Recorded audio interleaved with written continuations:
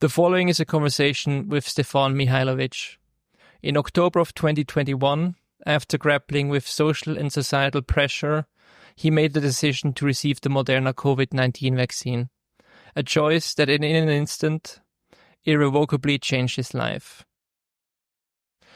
Guided by my own deep curiosity to understand the reality I live in, I wanted to hear and bring his story to a wider audience. It's a story of confronting one's own mortality and discovering what lies beyond the fear of death. Both Stevan and I have traveled two completely different paths in life. But one realization we both share is that there is something terribly wrong with the state of our current medical system. We both realized independently that our health is our own responsibility, highlighting a truth that has been lost in an era where too often individuals relinquish their autonomy and critical thinking to institutions that often don't have their best interest in mind. We talk about the importance of heeding our own inner voice, the profound change in being that happens once you face the reality of your own mortality, and how we can navigate the personal battles that shape our existence. Despite the heavy subject, I'm optimistic about the future, holding on to the belief that positive change is possible. Join us as we share this journey, a testament to resilience, critical thinking, and the enduring hope for a healthier, more accountable society. This is the WITER podcast, and without further ado, here's the conversation between Stevan and me. Thank you for listening.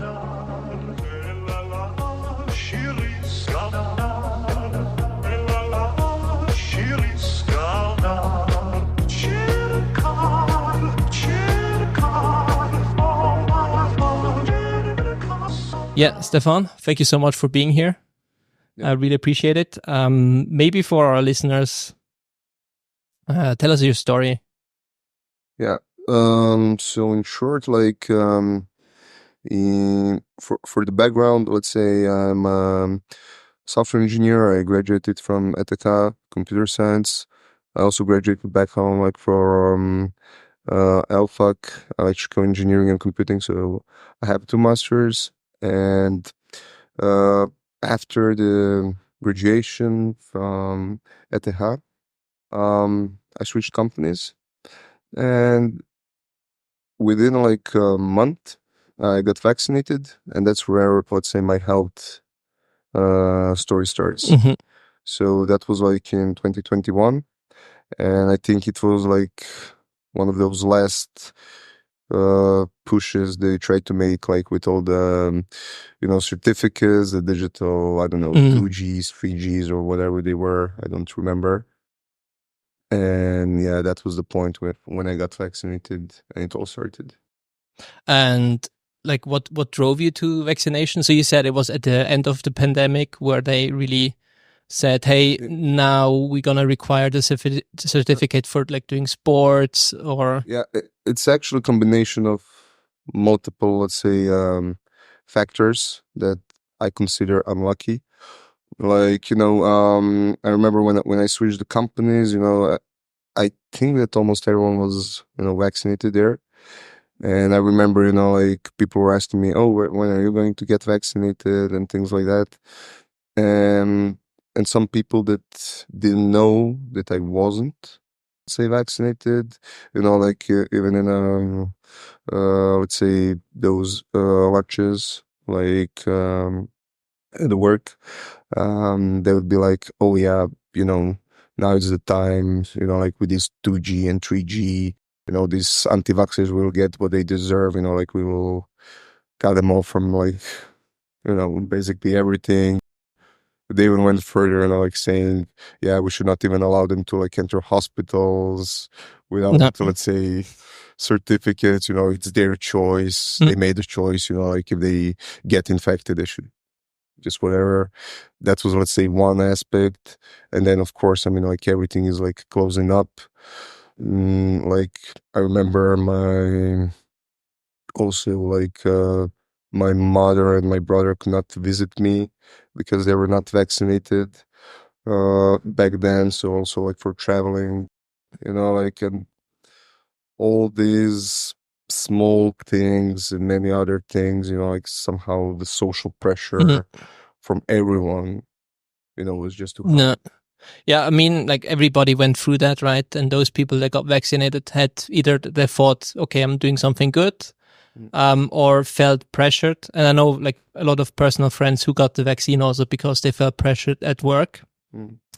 I personally was fortunate enough to be self-employed and didn't have any requirements other than being able to go to the gym or like whatever, take care of my health, where it was like, no, you need to be vaccinated to go into the gym. And then I started working out outside, and I had like one incident where I was, I think at Zurich street workout, and the police came and told us we cannot like work outside at the street workout, but that's the whole other topic. So, okay, so you were in this situation of, okay, what do I do? So like, how, like, were you ringing with yourself, or like, did you even want to get vaccinated, or did you just say, I just get it over with, I'm done? Exactly. I never wanted to get vaccinated, and like I was also living with now ex-girlfriend of mine. She was also against it, and you know, like we never even imagined that we would do this. You know, like it was not a topic. And then you know, like from the, as I said, like this social pressure, you know, somehow it got into my head that I have to do it and get it over with, you know, because I really could not, you know, I thought about it. Oh, if I want to go to work, you know, now I need to poke my nose every single day for like those rapid tests, or, you know, like if I want to go into these restaurants to eat like with with the people that also work, you know, like I just didn't want to be like the black sheep of the of the group, yeah. of the group, you know, like I wanted to be like accepted, so I just wanted to get it over with. And I remember my ex tried to stop me. You know, like she really tried to stop me. You know, like we had a couple of really nasty fights back in those days, and I remember, you know, like because I was sort of settled, and she sort of knew it was a bad call to make, you know, and then she really tried her best. And I remember even the day before I got vaccinated, I think these Scandinavian countries, I don't know which ones, like whether it was like Finland or Sweden or Norway, they stopped giving Moderna to people that were under 30. Oh, really? It was really the night before, and she you know, like she even showed me, just look at this article, you know, like please. And I was like, you know, I just had to do it. You know, that was it. And where did you do it? No, I actually went to like how do you call it? The it was like a tram. Wait, they had vaccinations in trams? Yeah, like in Zurich at Bellevue. They had like trams where you could just walk in, vaccinate, and walk out. Oh, okay. So it was just public. And did they inform you about anything, or was it just like in, out?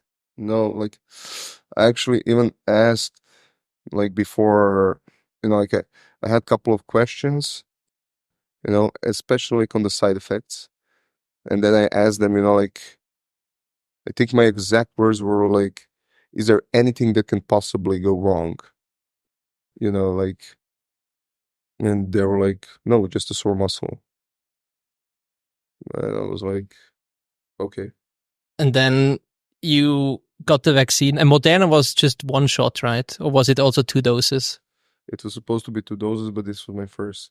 On the first, you like immediately, or was it delayed?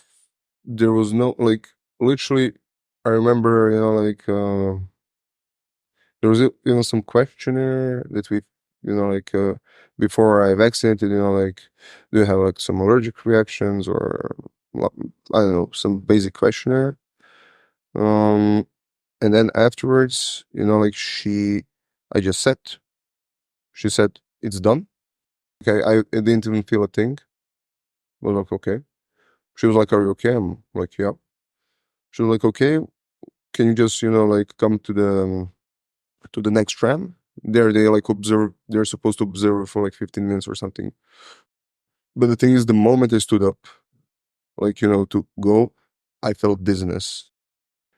And I remember the look in the girl's eyes, she was like, okay, come on, hurry. Like, and then I was like, the moment I was in this other tram, they sort of turned me upside down, like on a bed, they put on a bed and then like lifted it such that my head is like down and my legs are up. And, like gave me water, sugar, I don't know, things like that. And I was like, well, why did you do it? They were like, well, we started changing colors. We thought you were gonna, pass away. But I didn't. But this dizziness, it never went away. Like from that day. So how did you get home? Did you like just take the tram home, or? I mean, I lived like 2 minutes away. Oh, okay. So like literally across the street. And like, yeah, I mean, like with this dizziness, like I just went back home. Yeah. And then you just felt dizzy, or were the other symptoms starting? No, then it was starting, like that. That was the initial symptom. But like by that evening, I somehow could not really walk. Like, for example, I was supposed to meet my friends. Like already something weird happened like in the meeting that morning at work, because like they were like calling, like we had a Zoom meeting, and like I remember they were like, Stevan, and they were like, man, we're calling you already for 2 minutes, you're not responding. And for me, like this 2 minute gap in my brain did not really happen, which was weird. So you were like not there. You were in the meeting, like physically, but somehow you had a blackout, mental blackout, and then okay. I don't know. But anyway, like in the evening, what was weird is that my legs started to feel heavy. Like I was supposed to meet my friends, and like I was just walking and I could not keep up the pace with them. I don't know how. Like, and I was like, guys, slow down because I just can't. And then the next day I was in bed, completely tired, like really tired. I spent the entire day in bed. And then a lot of weird symptoms, like day by day that were just adding up. Like what was real, the moment I would say went to the doctor was, okay, I did like home office for a couple of days while I was, this. And then we had, I had to go like to in-person meeting because there was some presentation or something that was supposed to happen. And on the way there, I remember I see a tram, I want to run for it, and my legs don't follow. So like, so the message from the brain is not arriving at your legs. Somehow, like it all went into like slow motion. I don't know how to even explain it. And I was like, okay, this is weird. So I missed that tram, obviously took the next one. But then, like, as the day was passing on in the office, I was just more and more dizzy. And at some point I was like, okay, I gotta go home, like, and on the way back home, like I felt such a stabbing pain in my heart, like somebody, really stabbed the knife. Like I dropped on the ground and I was like, fuck. And then somehow, like I managed to go back to the office, like, and then like my colleagues got me to not fall. And that's where, like, it all started. But the thing is, like in not fall, everything came up pretty normal. Like all The standard tests came back. All the standard tests came normal. Like they couldn't see anything, and they, thought I'm just hyperventilating, like from stress or whatever. And did they ask you if you were vaccinated recently, or did you tell them?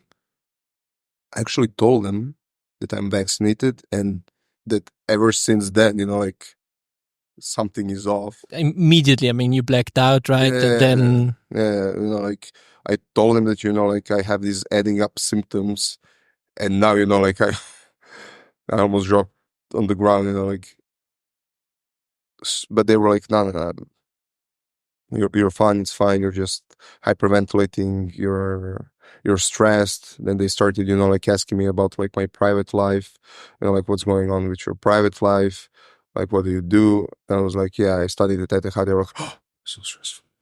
And I was like, did you feel stressed during that time?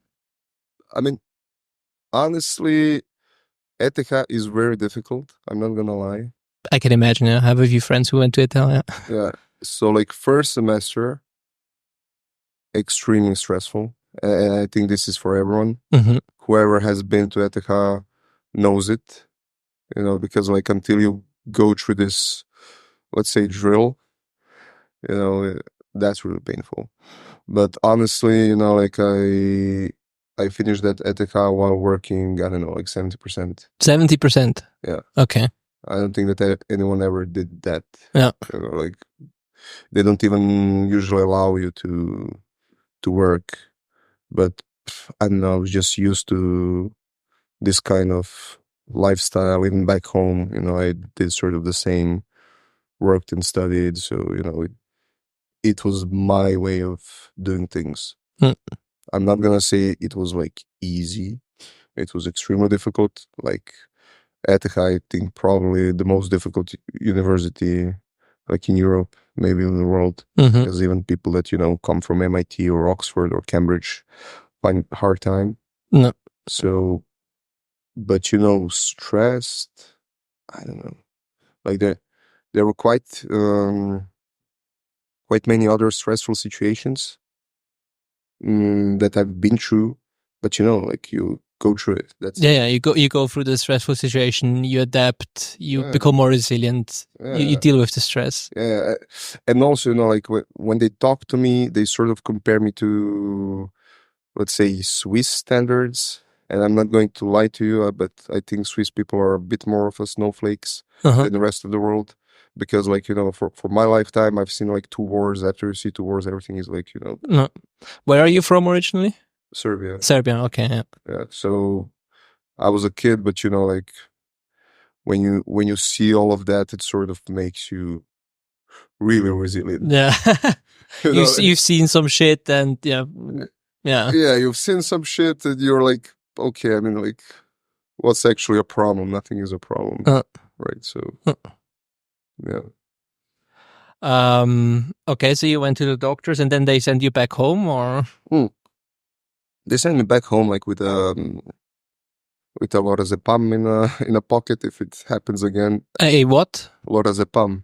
It's like some anxiety quick fix kind of a med. Wait, they gave you anxiety med? Yeah. A benzodiazepine? Yeah, exactly. What? They give you benzos? Yeah. What the fuck? Yeah. It's like the most addictive.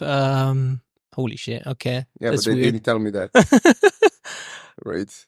They gave it to me and they were like, yeah, if it happens again, you just take it and you will be fine. Did you take it? That evening they gave it to me, but it didn't make me feel any better, obviously. But like, I don't know. For me, whether I took it later or not, maybe a bit, maybe 10 times. But then I realized that they're addictive and all of that. So no, but they've sent me with that. And like the next day I was even worse. And I again ended up in Notfall.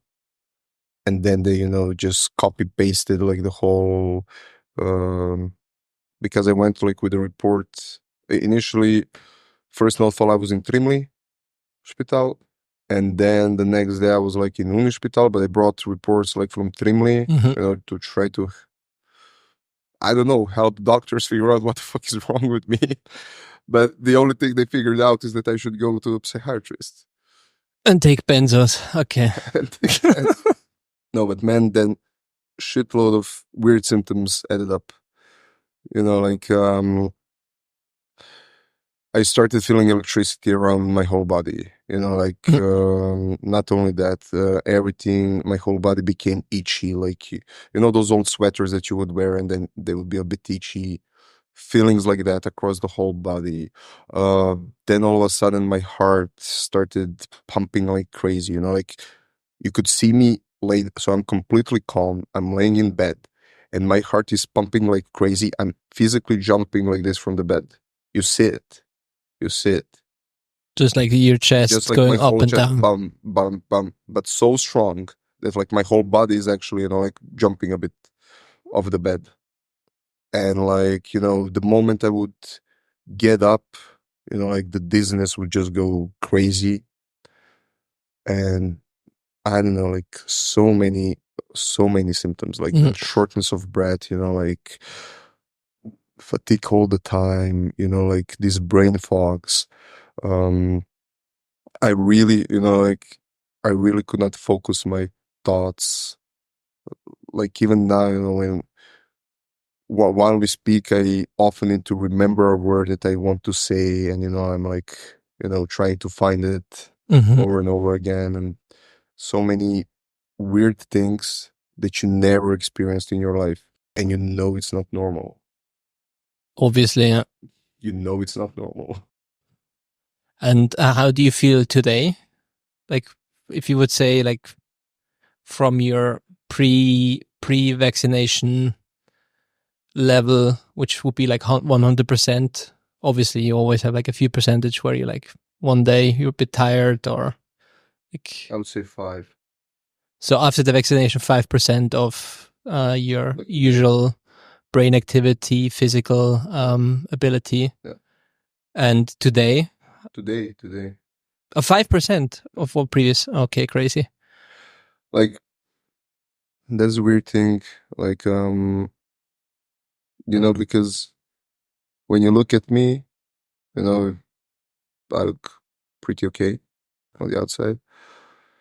And people can't the thing is, like, a healthy person can never understand a sick person the same way, let's say a well-fed person cannot understand a hungry person. Until you walk those shoes, you cannot understand what I'm actually saying. Like, I even have friends and they're like, yeah, I cannot compare like how difficult something it is to you. Like when you tell me that something is like difficult, are we talking like deadline difficult and now you need to stress about it, or is it like something else? They don't have like a reference to compare it to. And the only thing I can say is like, imagine somebody cuts off both of your arms, both of your legs, put you in a bed without friends and family. That's how I wake up. And now we try to lift yourself up and come and do the rest of the day. As simple as that. And did you live alone right now, or? Yeah. Right now I do. Alone. Heavy, gotta say. Yeah, like I don't even know what to say. I'm just, also like a bit angry, to be honest. Do you feel angry sometimes, or? I don't know what to tell you. Like, after everything, I don't know. Like, I'm lucky to be alive, honestly, because in retrospective, could also died. Who knows? I mean, like, I know people that died also from the vaccine. And close friends or just relatives? Friends of close friends, let's say. So, or let's say grandparents, or like, I know at least 4 people that died. Like in a day or within 2 days of getting it. And was that also like Moderna, or was that the Pfizer one, or the Johnson & Johnson? Or was it? I don't know what. Okay. I didn't really ask it. Didn't really matter. Well, no. Person is gone. At that point, You made at the end of 2022, you made a summary on LinkedIn, which I've read, which was really interesting. And you mentioned like master of immunology, master of neurology, average in cardio and psychology, top 100 experts on long COVID worldwide. Maybe you can elaborate on that a bit. Like, how did 2022 look for you? Well, 2022, like I was just getting worse and worse. Like nothing was really working out, and at some point, like they sort of diagnose you with something called functional neurological disorder. Functional neurological disorder. Yeah, which is sort of like a fancy way to tell you everything is fine. Like structurally there is nothing wrong with you, but you're experiencing like symptoms. So this is, let's say, in medicine, for my side, this is a big bucket where they put a lot of things that they don't really fully realize yet or fully understand yet. In order to previously get this diagnosis, you had to have like some positive clinical signs that are like physical, let's say some uncontrolled movement, for an example, or you would feel a pain somewhere. Mm-hmm. But you would also need, let's say, psychological factor, which is, let's say, group B of of clinical signs. And this would be like, I don't know, maybe anxiety or depression or something like that. And at some point, I think in 2017 or 18, they removed this psychological factor, only remained like this physical signs. And it really became a big bucket where they put a lot of neurological things they don't understand. Like, for example, data, like you had in the past, I think 4 to 12 people would get this per 100,000. During COVID, this increased 17 times. So this number of diagnoses of these diagnoses increased 17 times to over 200 per 100K of people. And they have like statistics for that, or like what was? Yeah, I mean, like this is, let's say, data or something that I extracted. Like I can't really reference you now. Sure. Yeah. A paper, but what I'm telling you are quite known facts, and it's funny because like what they say is that for this there is no medication and there is no therapy. So the only therapy that you get is like physiotherapy or psychotherapy. That's the only prescribed therapy once you get this diagnosis. And that you can pay for with your insurance, basically. Exactly. Okay. And the reason they do this is because they don't know. And then what happens is that people try to find out what's wrong with them, and they're accumulating costs, right? Because now they're trying, maybe it's my heart, or it's maybe, like, I don't know, my stomach, or maybe it's, like in my blood or in my veins or whatever. And they start, like going to different doctors, trying to find let's call it a root cause of their problems. And they accumulate a lot of costs without really getting good answers. Mm-hmm. So believe it or not, but like in instructions and like official guidelines for the doctors when diagnosing this is that they always need to reassure the patient that this is the right diagnosis. So like if you go to, let's say, neurologist, once you get this diagnosis, you go back to the neurologist and you say, hey, like maybe I have this.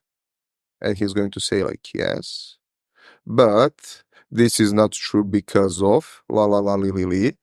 And then try to reassure you, that this diagnosis is the true one.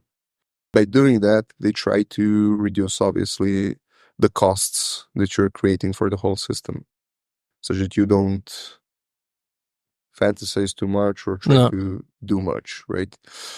And the thing is, like, I believed in. I really did. Like in the beginning, and we all felt relief. Like because in 2022, um, I even got COVID on top of like the whole thing, and then everything got suddenly 2 times worse. Like I was ending up 2 or 3 times per week in Notfall, like up to the point where they told me, "Kid, stop coming. There's nothing we can do for you," because they also. I mean, imagine that you see the same face 3 times a week, maybe for a whole month, and I wasn't getting any help, and like even my brother and my mother came. I was still with my ex-girlfriend, and then they admitted me like to hospital. Like one doctor really pushed hard to get me in because he was like, "Yeah, okay, this is not normal," like, and yeah, what do I want to say?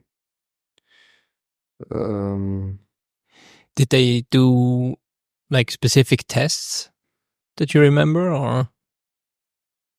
no, like they wanted to do tests, but some, let's say, smart doctor came, gave this diagnosis, and then that was it. There was no tests to be done. Wait, you like in all of that what you told me now, you had like 0 tests on, like no blood tests, no like even like heart rate tests. In hospital, no. Like before that, I had plenty of tests, but they would always come clean. Mm.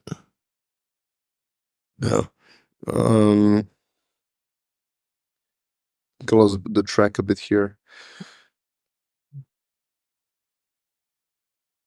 Yeah, you were talking about they transferred you to Hospital, or Mhm. and what happened there? Yeah, basically, this is where I got the diagnosis. And yes, this is what I want to say. I want to say that at first we believed them because, like I was worried that, it might be something quite serious. And when they told us, hey, like physically everything is like fine with him, like he just needs to do like physio and psychotherapy and he will be better, like, I mean, we were all like, whew, both me, my brother, my mother, we were relieved. But, like, I was getting worse. I did their therapy. I did everything that, like. And what was the therapy exactly? So were you like sitting down with a psychologist and then they were asking you question, and physio, you were like just doing movements related stuff, or? Like for the physio, you would try to find like a distraction technique.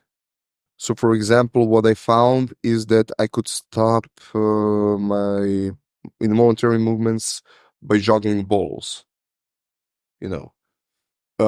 But the thing is, this worked, let's say, for a week or two, and then it stopped working. And then I found a new activity, like playing pool. But even then, like after 2 weeks, it would stop working. So every activity distraction, let's say, Mhm. technique in the sense of physiotherapy was just failing. Um, Psychotherapy was, I mean, in my opinion, useless. But it is what it is. Um, and then like, mm, yeah, even though we believed initially, let's say, in the diagnosis and listened to them and did everything, after a while, when you see that it's not working, you start asking questions, right?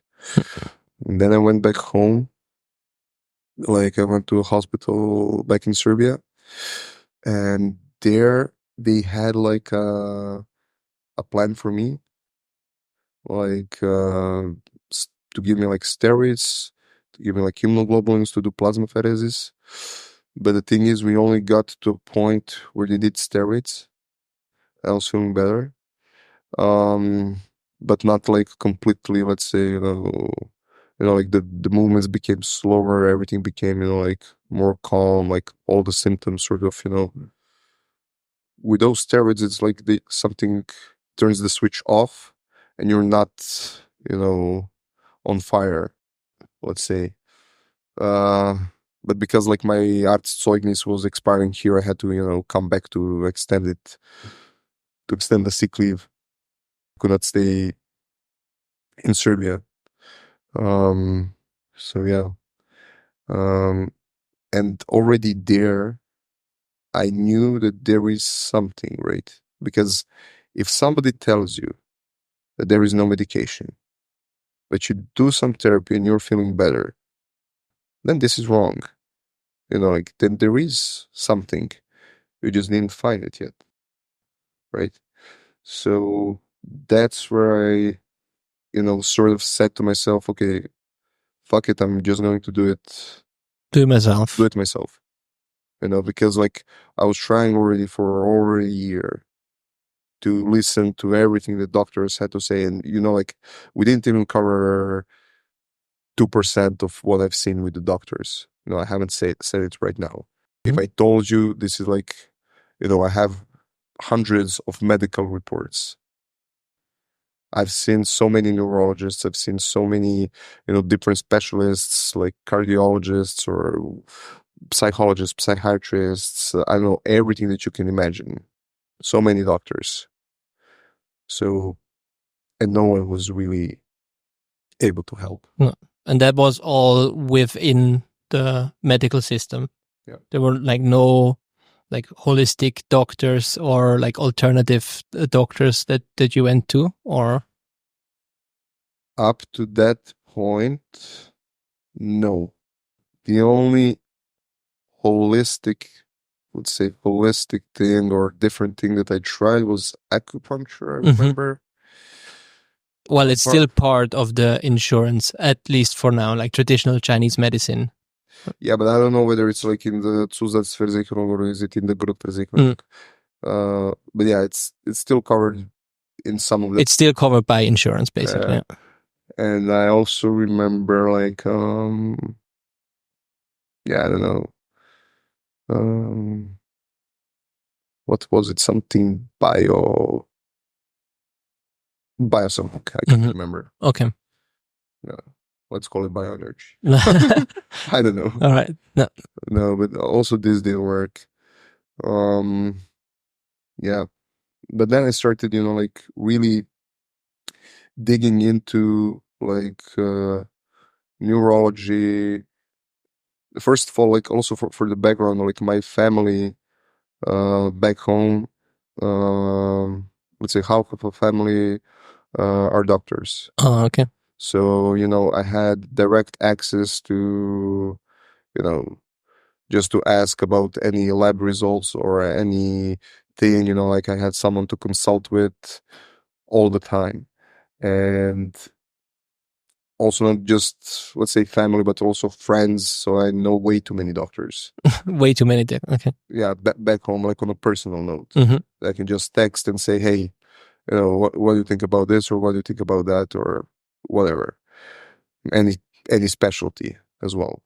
So yeah, with this, let's say, background, I started digging into, let's say, the research papers, mainly research papers on COVID. On COVID, not, well, there are no research papers on vaccine damage, right? Actually on long COVID, right? On long COVID, okay. Yeah.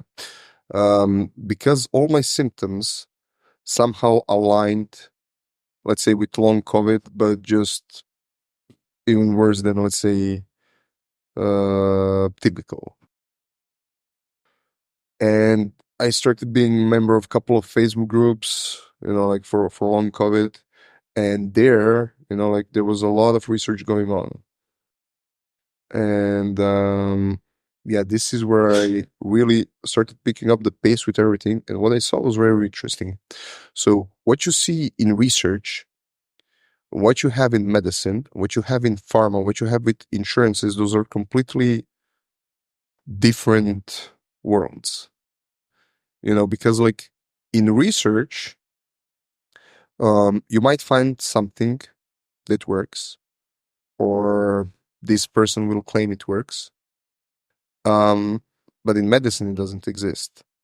And why it doesn't exist? It's because like nobody really did like clinical trials on this. Why? Because probably, finances stuff and things. And because nobody did like clinical trials, this is not, let's say, official therapy for something, even though there is like a research paper clearly indicated that for this, let's say, disease, it helped. Okay, help me understand this. So research can be done, is done by researchers, obviously. Yeah. Then they find something. This could help, like whatever.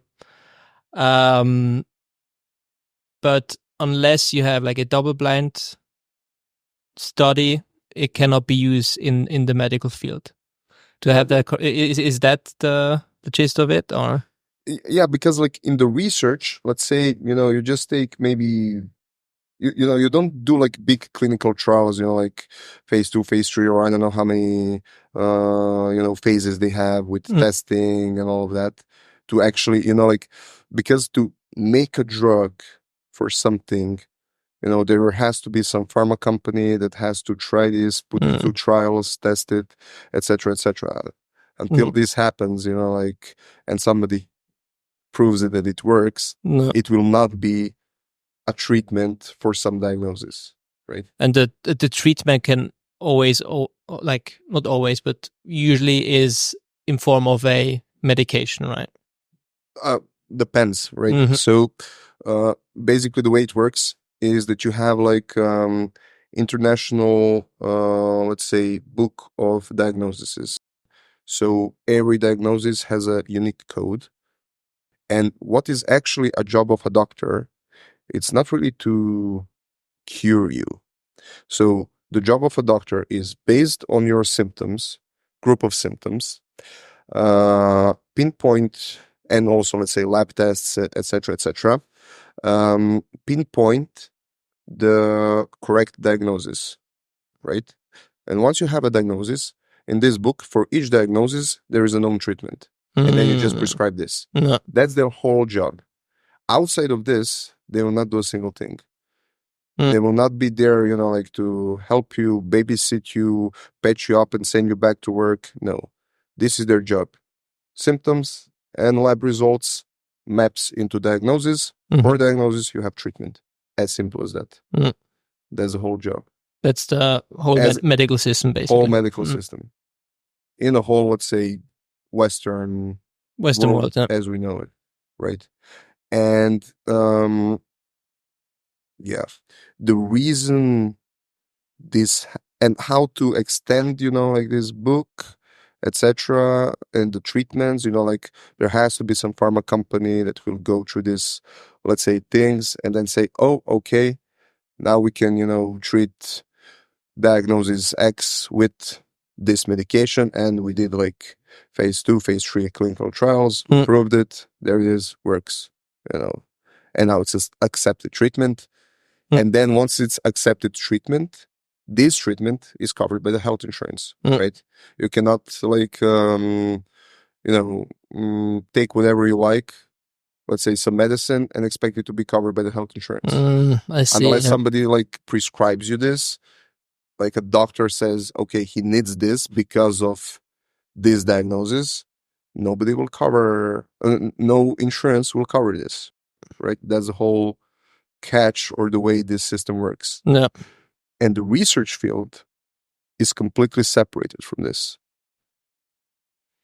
But also dependent on grants from the current system, because if you want to do research, you need money. And obviously pharmaceutical companies will only invest in research where they probably see profit at the end.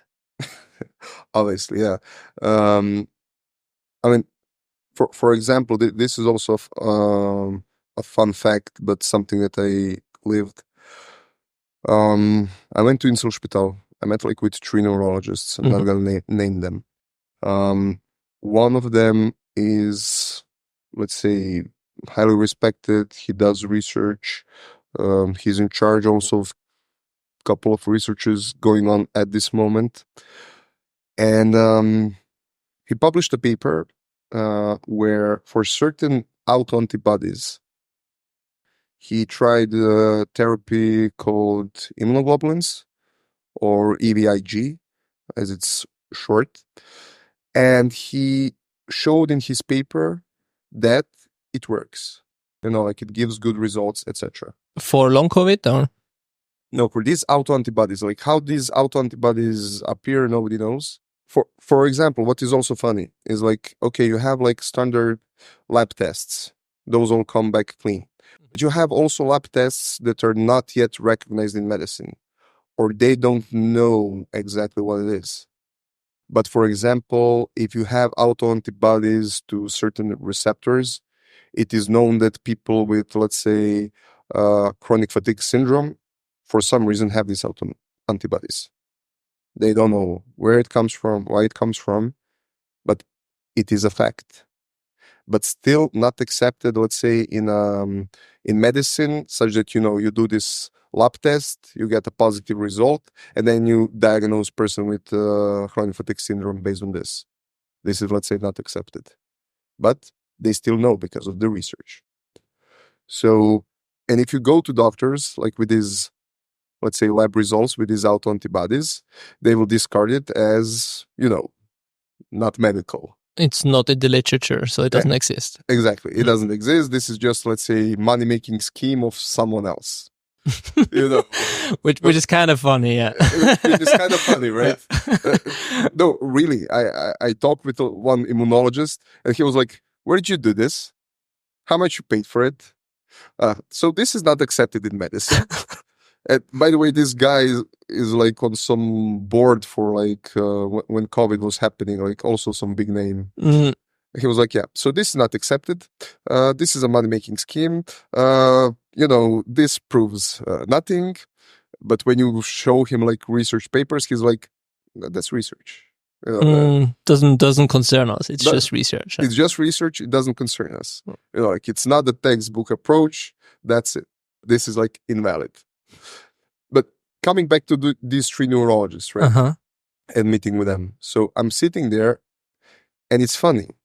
Like they ask me in these exact words, what can we do to help you? And I told them, look, you can do immunoglobulins or you can do plasmapheresis. You told them? I told them. Okay. Because this is also what they wanted to do back home in Serbia. This is also what I researched on, and it's used in neurology, etc., etc. So it made sense. Yeah, it's also something you wrote on your post, like there are clear blood markers able to show that we are dealing with chronic systemic inflammation. It affects even the brain. Yes, you heard the right brain. Why do you think people are fatigued all the time? Yeah, that's like one quote from your post. Yeah, exactly. So like with these, let's say, autoantibodies and also like some other inflammatory markers, I made my point to them, and they were like, no. Again, they said like this is like invalid, la la la la la. And I was like, okay, cut the bullshit. I know. I read your paper. I saw what you wrote there. You wrote that for these autoantibodies, immunoglobulins work. As simple as that. And now you're here telling me that, like the same autoantibodies test is somehow irrelevant, but somehow you did research on it, so it had to be relevant to you. Why otherwise would you try to treat these people? Come on, like don't bullshit me here. And what was his response to that? Yeah, and then the bullshit stopped, and he was like, okay, look, when I do research, I have a budget. I can do whatever I want with the budget.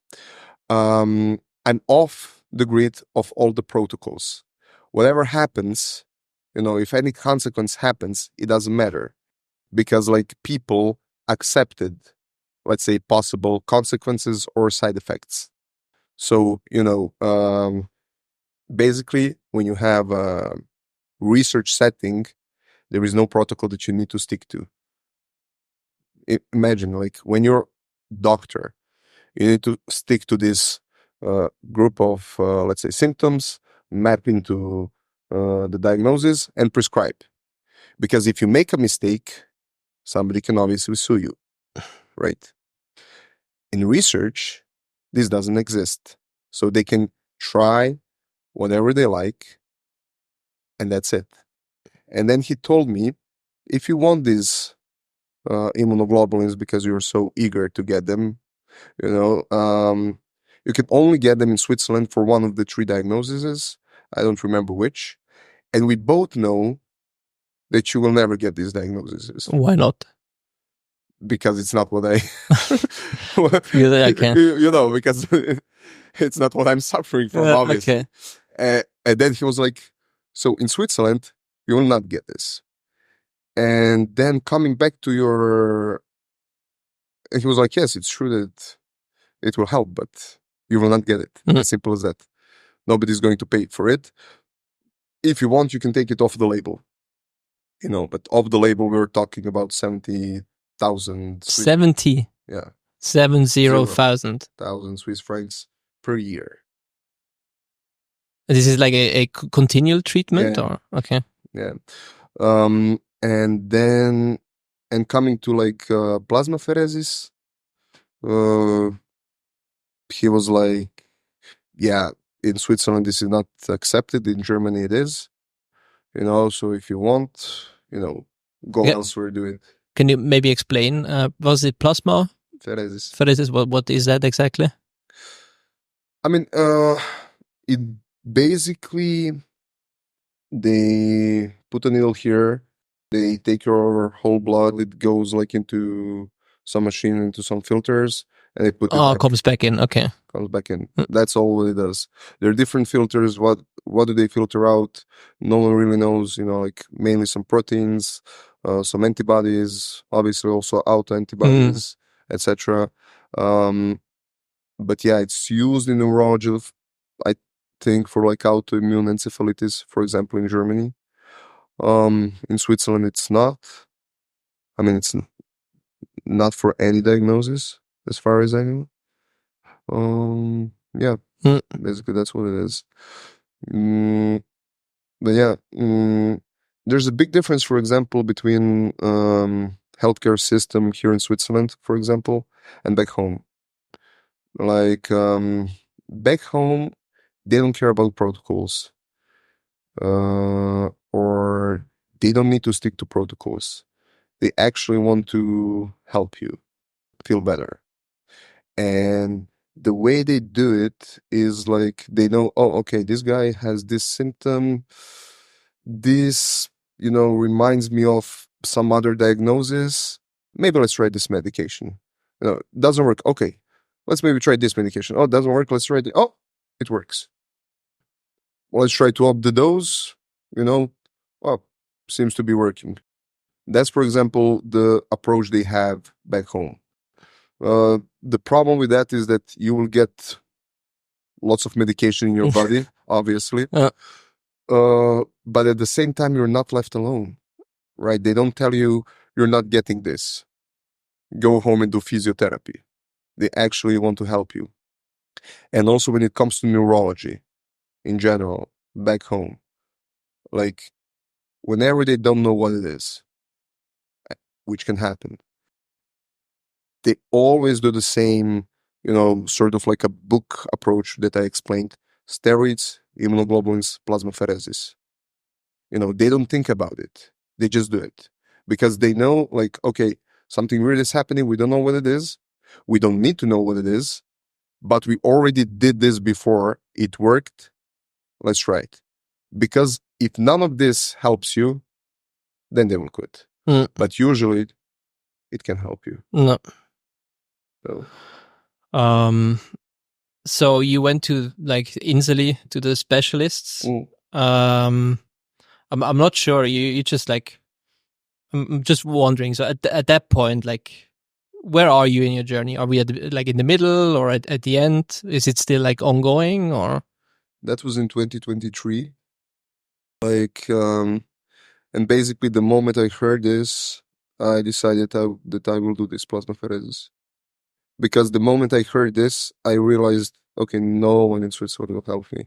No matter how much research papers I read, no matter how many things I try, no matter how much I try to, you know, like convince someone that something had a positive or a negative effect on me. Because up until that point, I told you, when I decided to, like in the middle of 2022, when I decided to, do it all by myself. I really read a lot, and then I tried so many things. Like I've spent, I don't know, more than 50,000 trying different therapies with different people, different doctors, and now we're talking like functional medicine, holistic medicine. Like I did like more than 200 of different infusions. I did hyperbaric oxygen chamber therapy. I did like halation therapies. I did like I don't even remember, like so many supplements. They were putting in so many supplements. Like if you go back home, you will see boxes of supplements. When I say boxes, I think like these big boxes, and I'll multiply that by 6. Like so many things that I've tried and tried and tried, like, and some things worked, some things not, right? Yeah. And then when I heard this, I realized that they will obviously not help me because it's not according to the protocol. That's where I decided to do like this plasmapheresis. And you went to Serbia for that, or did you do it in Germany? Actually, there are a couple of places here that do something similar called like inusferese, which is some form of it. Like just different filters, probably different technique, but more or less that. And also these like, let's say, holistical or whatever they call it, kind of medicine. Did it in Basel. Yeah. Until I think at that point I almost bankrupted myself. So you paid everything out of own pocket just to get back to baseline? There I had like most of things I paid out of my own pocket, but at that point I also needed help. Like they created a GoFundMe for me, so I had help. Like these people that I said, like in this post-vaccine Verein, they created like a GoFundMe page, so they helped me for this inusferese treatment. All right. Yeah, like there is so much to unpack here. I don't even know where to begin. Maybe I just go into one point that you also had in your LinkedIn post. One sentence. Funnily, they didn't have the same thought process when they advocated certain and safe and effective things, but double standards will be covered in a separate post, and I'm still waiting for the post. So maybe we can.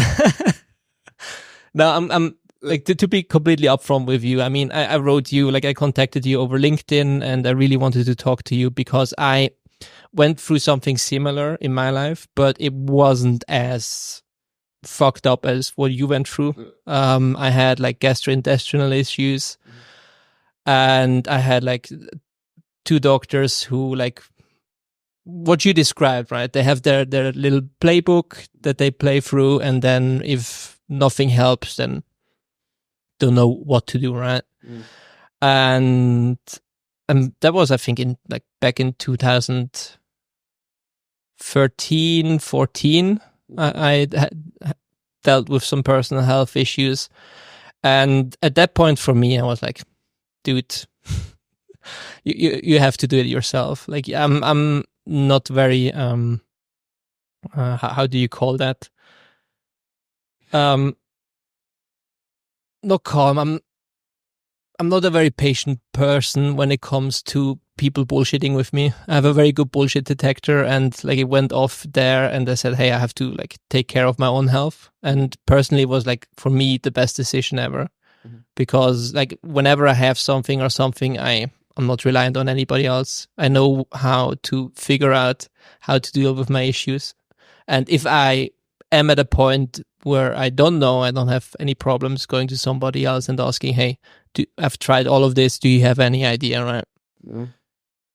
But what was it? Was it like IBS or something? It was IBS. It was like hemorrhoids and acid reflux. So like any like whole gastrointestinal, the whole package basically. Yeah. And what I did back then, I have a good friend who's a nutritionist, and even before we talked a lot, and she also like made her own way, realizing, hey, what she learned at school, at medical school, doesn't necessarily apply to everything, right? And you have to use your own brain, do your own research, and n equals 1, just try shit out, right? Not everybody can do it or like knows how to do it. For me, it's always a question of like, how much risk am I taking for like this supplement or changing something, and how much would it cost me to reverse something? So like my personal thing that I always do is, if I have a decision, I always ask myself, okay, is the decision reversible? If not, I really, really think super carefully if I want to make the decision, because there's no way back, right? Yeah. But usually there's always a way back. Like if you start a specific diet or you try like some supplements, you can always stop the supplements if you realize, hey, it's not like helping me, or they're like weird side effects, right? And for me, what helped was like just like nutrition, like solved everything for at least my issues that I have. What did you change to? Initially I changed to a fully like ketogenic diet. That helped. Well, that helped with the IBS. Well, not with the, well, it helped with the IBS and the acid reflux, but not with the hemorrhoids. And the hemorrhoids went away the moment I stopped eating fiber. Funnily enough, there was a Australian researcher who did research on that. I think they did a double-blind trial where they gave people like high amounts of fiber, medium amounts of fiber, and like no fiber at all. And they wanted to see, will it like resolve some gastrointestinal issues the people were having? And with no fiber, everything went away. Which is funny, because the first time I went to my doctor and showed him my like huge hemorrhoids sticking out of my ass, he said, "Oh, you need to eat more fiber." That's what I was just wanting to say. Anyway, yeah. And yeah, ketogenic like was hugely beneficial for me, also from a neurological point of view, because I felt more energetic throughout the day. I was able to think more clearly. Sometimes I had brain fog depending on what food I ate, right? All went away. Later, after like healing myself through like nutrition, I went the other side. I didn't ask myself, how can I heal myself, but how can I like improve myself even further? Like started playing around with supplements, specific chemical compounds, and yeah, just had a jolly old time, just trying shit out, see what works, what doesn't work. And I've kept this like curious attitude ever since. And I'm reading so much stuff right now. And this is a personal opinion, right? So like, don't be offended at home if you hear this. But like, currently I'm at the point where I think that like medicine or like healing people stopped somewhere in the 40s or 50s. And it all just became a giant scheme of pharmaceutical companies in cooperation with the insurers that just try to push like drugs on you that might help, but are always only masking the symptoms and never really resolving the underlying issue. And what you've like described before with the symptoms, and then, okay, we diagnose the symptom, right? Then we have like these 5 pills that work. Yeah. It doesn't surprise me, to say the least. So maybe we can like go deeper into that topic if you're interested. Or yeah, I'm sure. No, but what I was saying, like, for example, from pharmaceutical company perspective, vaccines are the only thing that are given without thinking of side effects. Right? That's what I meant, like, with the double standards. No. These, they just inject. You know, like, side effects are like, oh, maybe, you know, low. But this is not true. You know, like, and it definitely wasn't true with these newest ones, let's say, with the COVID ones. Like, if you go to the official Swiss Medic website, it's still... Yeah, you will see that if you do basic math, like 1 in 1,000 has some adverse reaction. 1 in 1,000. That's not a small number. You know, like, they reject drugs when they have, let's say, more than 2 in 100,000. 100,000, you know, like, adverse reactions. So, for example, but somehow with the vaccines, they can skip this whole side effect thing. And what I met with double standards is that I asked for so many, let's say, medications or like things to try out for myself from the doctors that they wouldn't prescribe because of side effects. I'm like, dude, like when I walked into that tram and asked about side effects, they told me sore muscle, and this is not what happened. And now I even, my friend wanted even a magnesium injection in his body, and his doctor wouldn't give it to him. A magnesium injection? Yeah. Okay. Just 6 moles of magnesium, just inject it in the body. That's it. Not even that. Because whatever. They don't want to be responsible of doing something off the protocol, right? Because then you can sue them or things like that. So it's really super complicated. Yeah. Yeah, completely. Well, I agree in terms of that's also something I observe with our current system, like the whole system basically is complete abjection of responsibility, no matter in what field, right? So I run a company and is a LLC or like GmbH. Yeah. Do you know what it stands for? I mean, I don't know what it stands for, but I know how it operates. Yeah. It doesn't matter, LLC, Limited Liability Company, GmbH, Gemeinschaft mit beschränkter Haftung, right? And I'm a big fan of Nassim Taleb's Anti-Fragile, and there he describes that back in the day when you had an architect, or like Roman days or whatever, when you had an architect build a bridge, what they would do is they would force the architect to sleep under the finished bridge for 3 days, because if the bridge went down, at least a bad architect died with the bridge, right? Yeah. And I think a lot of issues in our modern society or civilization, if you want to call it that, stem from removing consequences from the equation. Mm-hmm. What you have in natural selection, the stress, there's no more ruin for something bad, right? It will survive even if it's stupid. Yeah, no, that's completely true.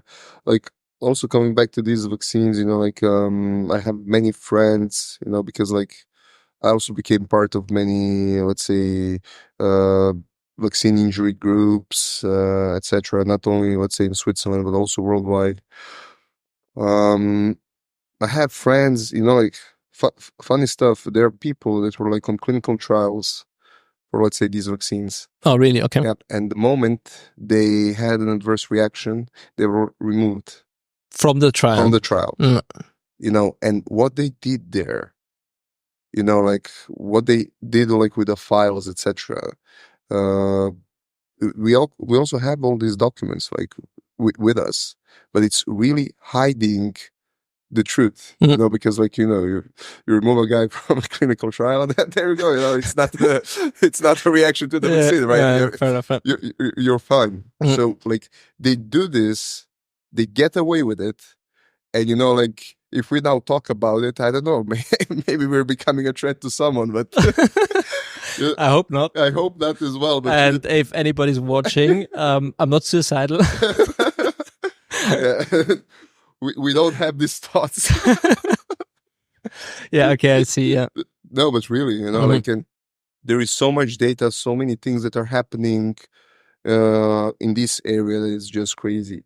I even saw contracts, let's say, between Pfizer and certain countries.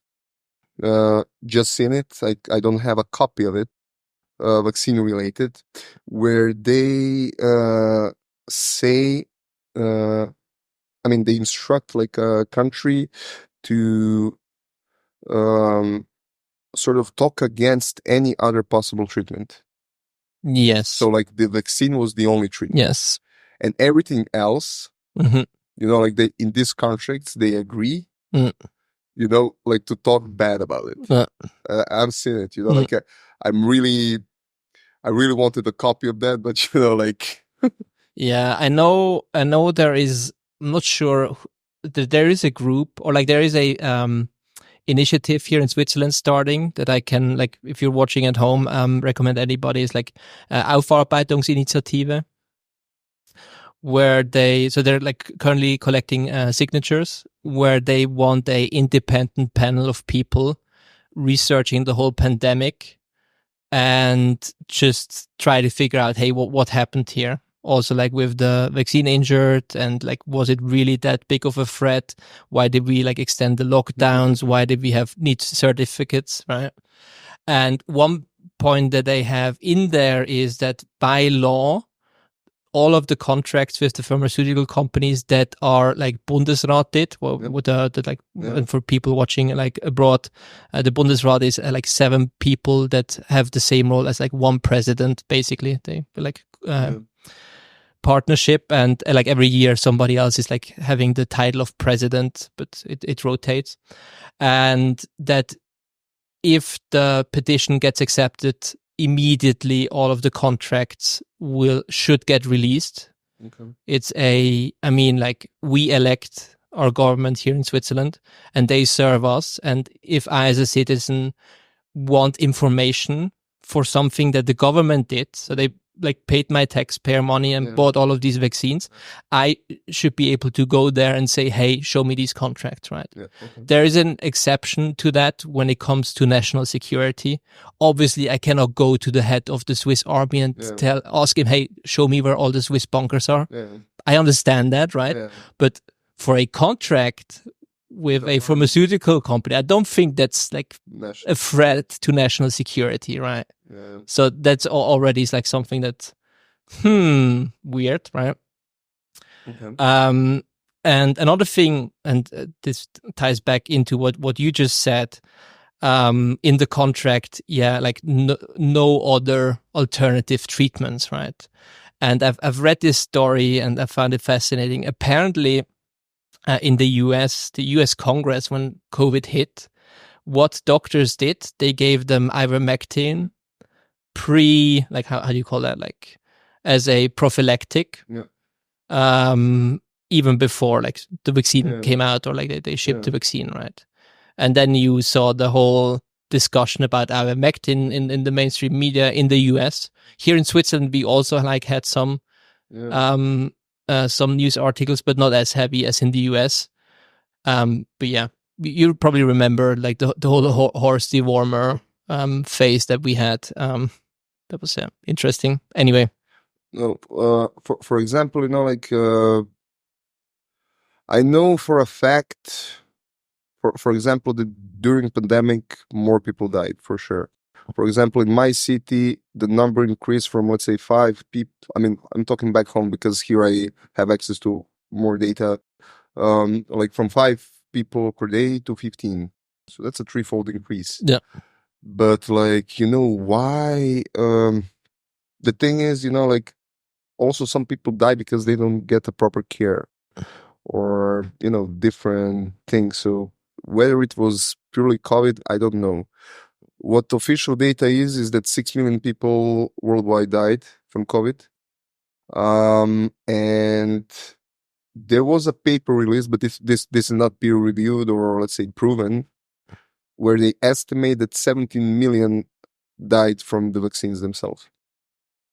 So, like 6 million compared to 17,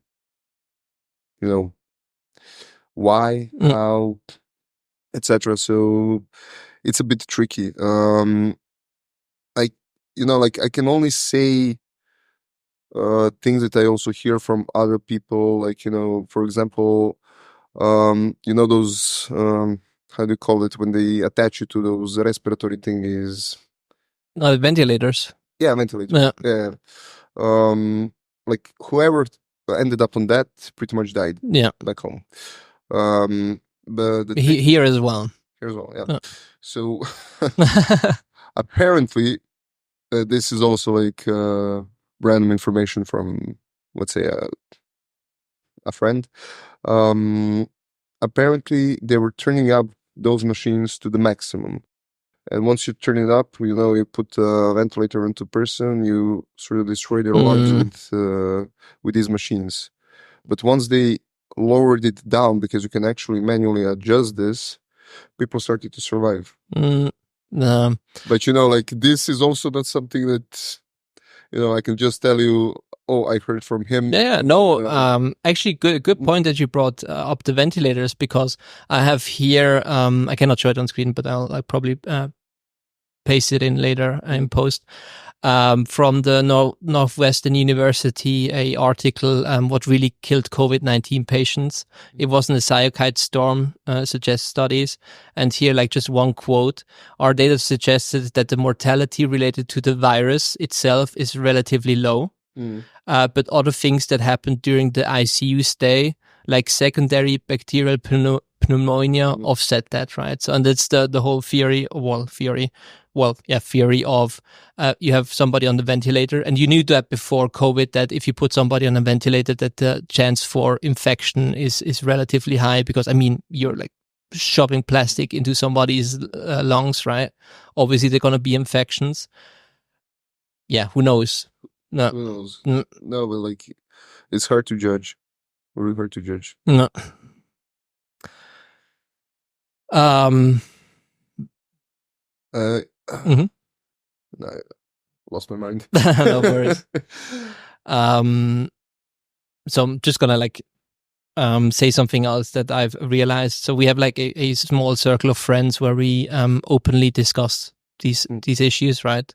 Also, like during the pandemic, it was, at least for me, really helpful to have a group of friends who had like similar, not issues, but like were in a similar position as me, or could like ask questions themselves, think for themselves, and then decide from there. And everything else would be like, just, yeah, okay, can I live like not going to a bar for the next like year? Yeah, of course I can, right? So no, that's fun.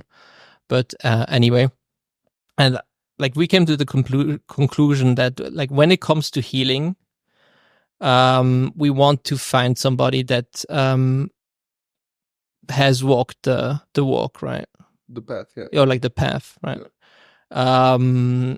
Or at least I don't care anymore about your fucking diploma on the wall. It's that, right? So it's really just observing reality, seeing who had something similar, maybe fixed it, and then go directly to the source, directly to that person and ask, hey, like, what did you find out, or what did you change? Yeah. No, on that regard, like, I can say that, I don't know, hundreds of people probably contacted me, especially when it comes to, let's say, whole COVID and long COVID situation, and also other topics, to ask me what exactly I did. Because, it wasn't just this, sinus plasmapheresis that I said. Like, even before that, I saw something called triple anticoagulation therapy.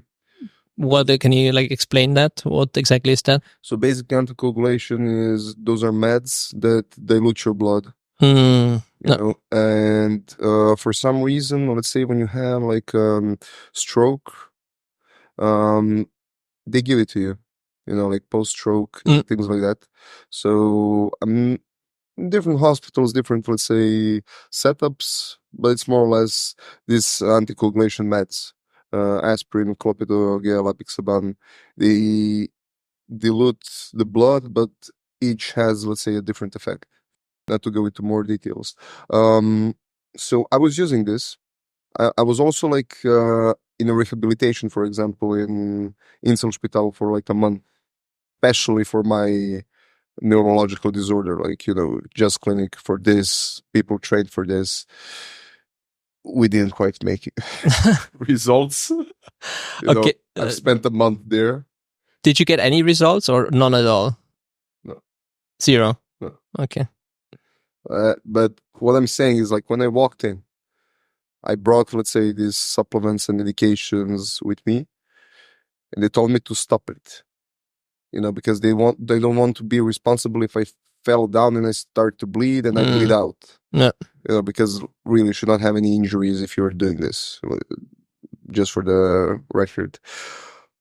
Because your blood is so thin, and then it will like just it will not coagulate. Like the wound would not close up. It's risky. Yeah. There is also risk from internal bleedings and things. So but like doesn't matter. The point is, like, I was taking this, and then they told me to stop. That there is no clinical indication to take this. Because la la la. Of course, I read in some research. Of course, it worked for like long COVID stuff. It was also helping me, let's say, with my symptoms. Like brain fogs could go away or things like that. Doesn't matter. After I left, let's say, this Inselspital, I also went to Brussels, like for some special brain scan. Because like here on all the brain scans, everything came clean. Nothing to be seen here. But also from the research I saw is that, PET scans can show issues, neuroquant can show issues, So I went for this PET scan in Brussels, and surprise, surprise, it showed like hypoperfusion in my brain. Hypoperfusion. It means like less blood or less oxygen. And, less blood, less oxygen also in the brain, and brain fog, yeah. Think about it, right? Yeah. You don't need to think much, right? And also, like, do you know what they prescribed as a therapy? What? Triple anticoagulation therapy. So you said I've already been there, or no. The thing is that coming back to the Swiss system, like they said no clinical indications, all the tests are fine. Trust me that I tried to get this PET scan even here. Health insurance declined the Kostengut-Gespräch. No, so you had to like pay it out of your own pocket if I wanted it, right? And the cost was like 2,000 or 3,000. Like just for this one brain scan. No. And I'm like, instead I went to Brussels, and there I paid nothing. Why?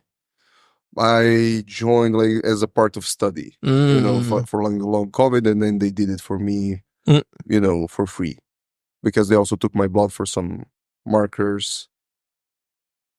But like, yeah, they did it more in a research setting, and then in research setting, you obviously have more freedom, and then, like, you see how it works. Yeah, I see. I get it now. You get it now, right? I get it.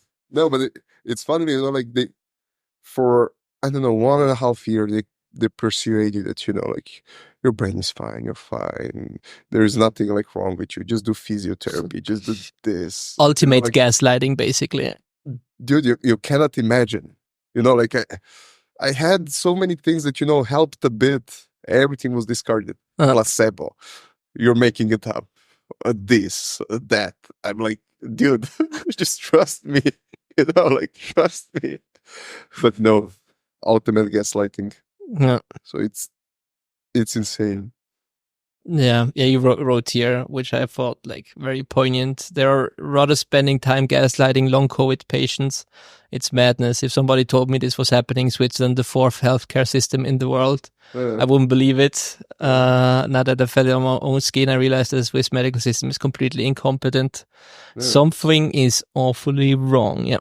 And that's why we're here today, because I feel the same way.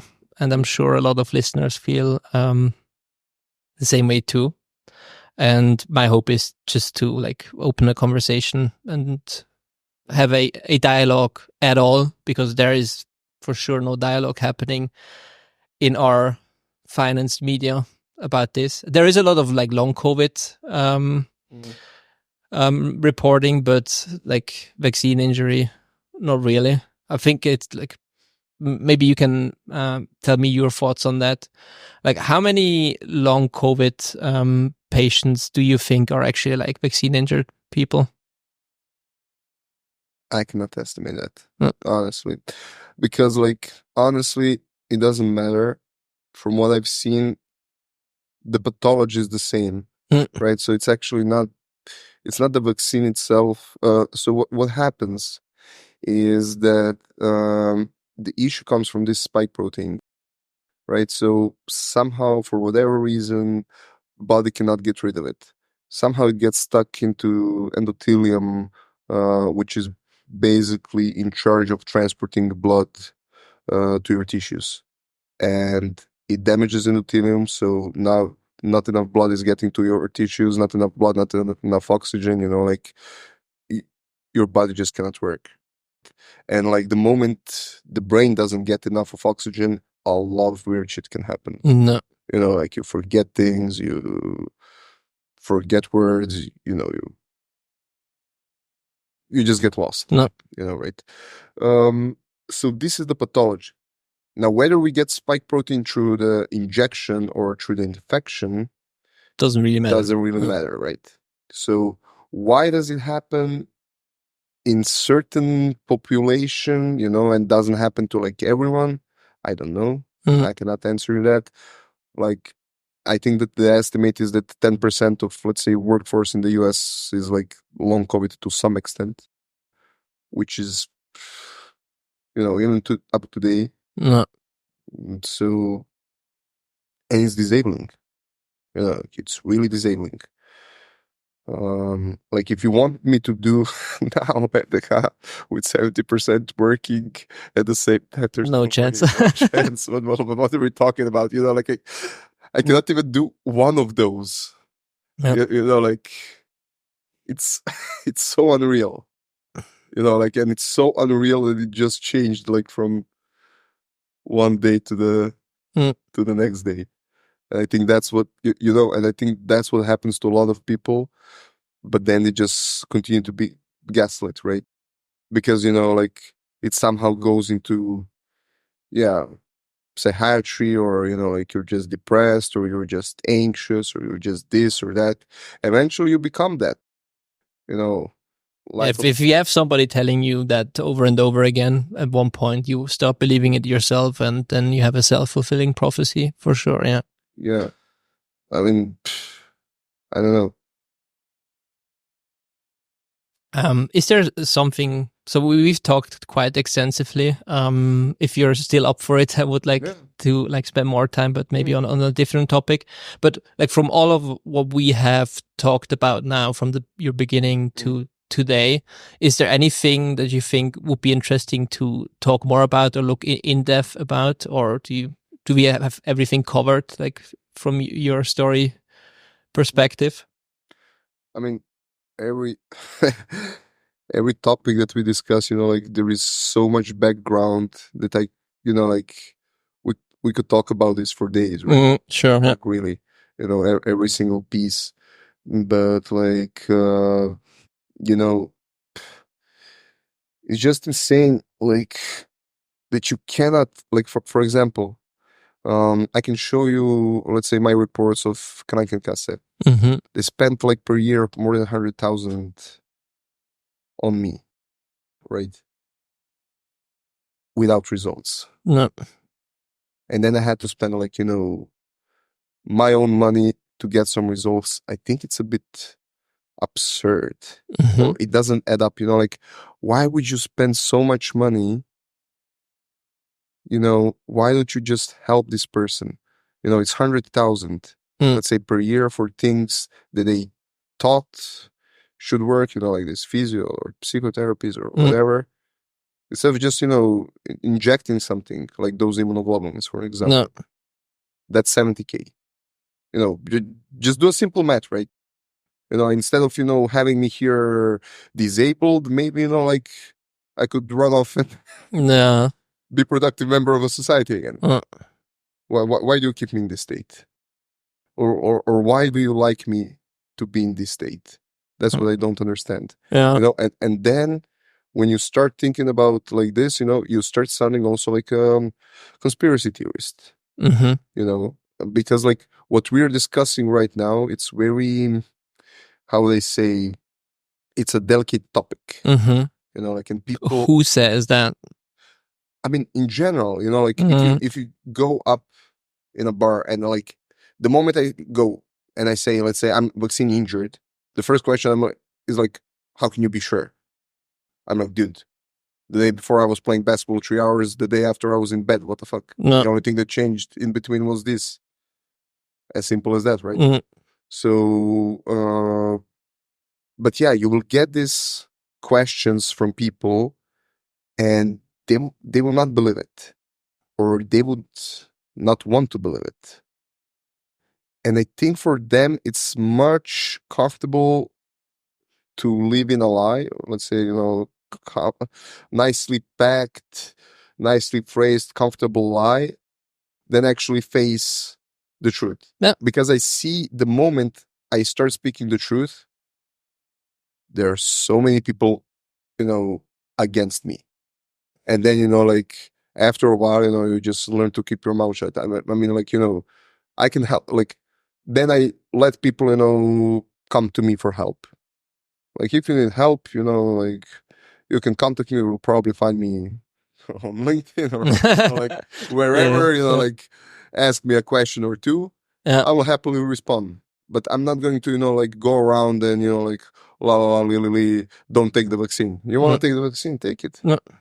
I know it's wrong, but, how can I convince you? Yeah. Right? Yeah. The fact that I mean, yeah, if you want to take the vaccine, if you think it helps, then yeah, go for it. I mean, I'm all for libertarian ideas that you're responsible for your own life and nobody should be able to tell you what you have to do and what you can't do, right? And I think that also applies to just talking about things respectfully, right? Mm.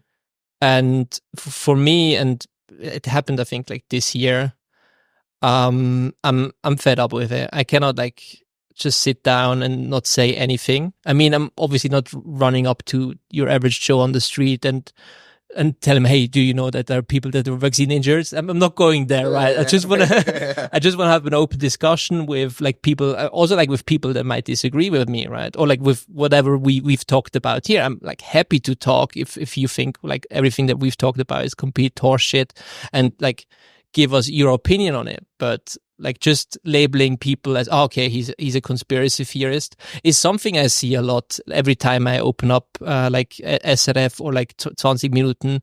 You always have these specific words that are printed. He's he's spreading conspiracy theories, which immediately stops the discussion right there, because you cannot argue with a conspiracy theorist. They live in La La Land. It doesn't have anything to do with the reality you live in, which somebody else tells you, hey, that's the reality. And what I observe right now is in psychology, there is the term cognitive dissonance. It's something. You have a specific view on the world, and that view gets completely shook by a specific event. So let's say you're happily married for 10 years, you live 10 years happy with your wife, your world is fine, and then you figure out that your wife has cheated on you for the past 5 years, let's say, right? So these past 5 years where you thought, everything is fine, reality lines up with what I see, gets threatened at a fundamental level. And then the question is, what do you do at that point? Do you accept the new reality? Do you try to integrate what you've learned right now into your model of reality, or do you ignore it? Yeah. So the exact moment is called cognitive dissonance, the realization, hey, something is not lining up with my reality. And then how do you deal with that?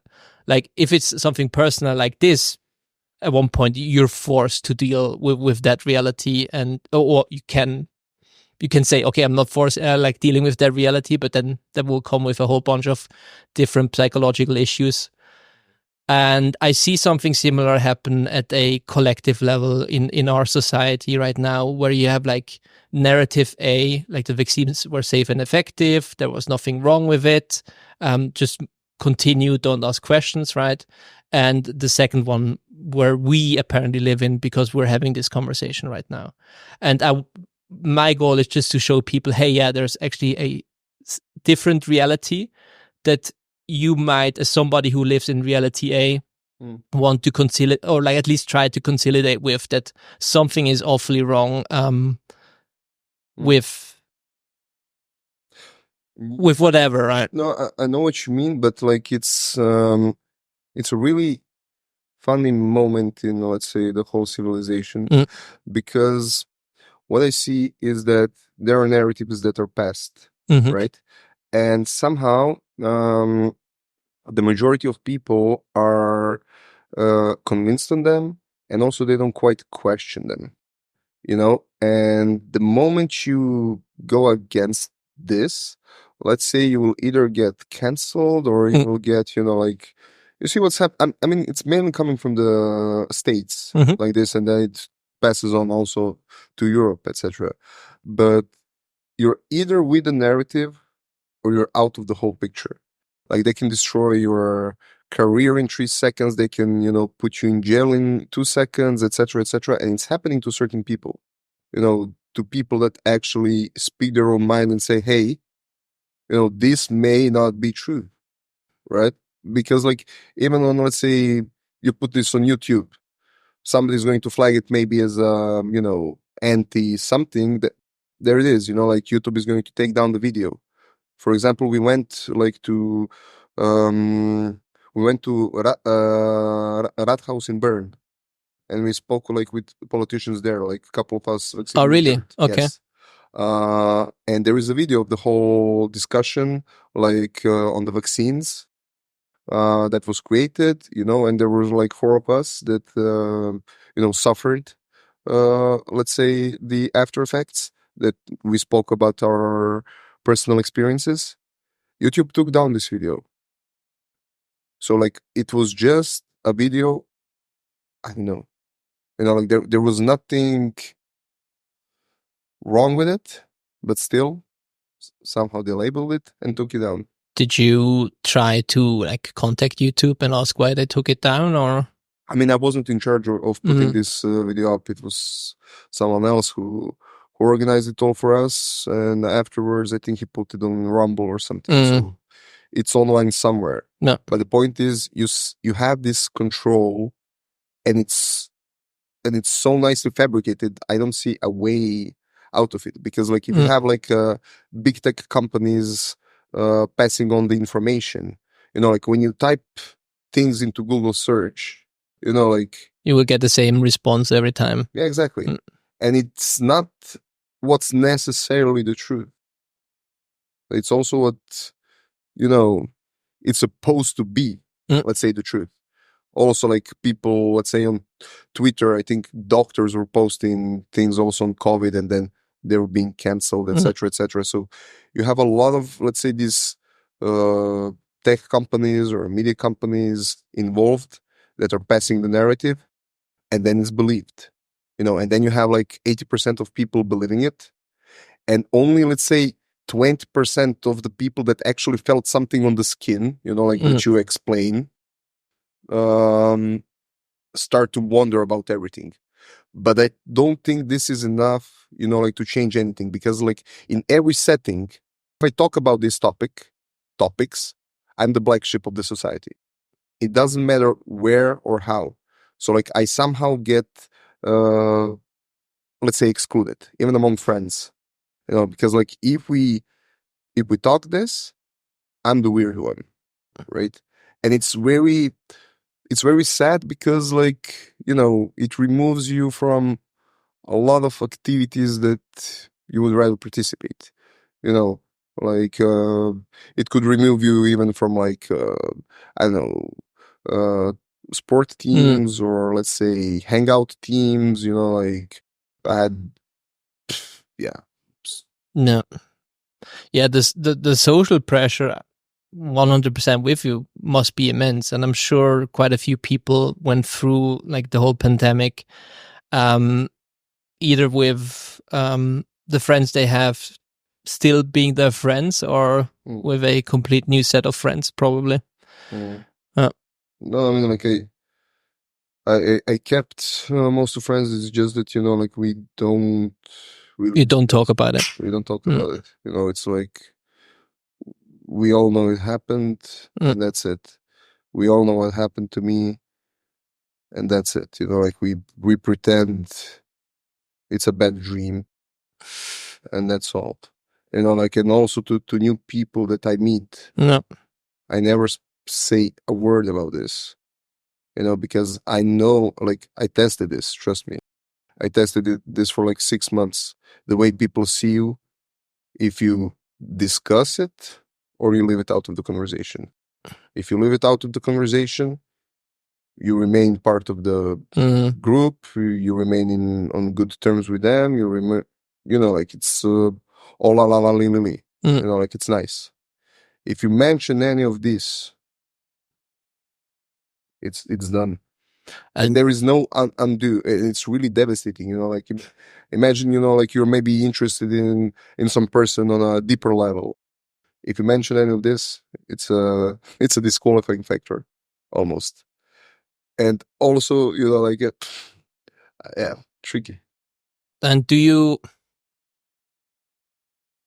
people ask you sometimes about, so what do you tell them? Like, maybe I don't know how you are right now, but I don't know, maybe you feel like tired at one point when the conversation goes on long. Do you just tell them you're tired, or you're not feeling too well, or I pretend that you're okay, I pretend all the time, but you're not okay? I think I'm a good actor. If people knew, I think they would award me with an Oscar. Like not Oppenheimer, not any other. You Yeah, I see. it's me. It's me. Because when you survive it, like if I tell even now, like I'm not telling, let's say, the full story, but if I say it, like really from the beginning till the end, with everything that I've seen, like it's really inspirational. Because like the lowest points and like what I managed to, I mean, like, I could have just accepted the doctor's opinions. Where would I be? Like, so to me, it's amazing that I'm alive and talking to you today. Like there are so thin chances that exactly this happened from my perspective. And then if I say the story like that, like maybe it would be inspirational. But still, people can't really deal with the whole,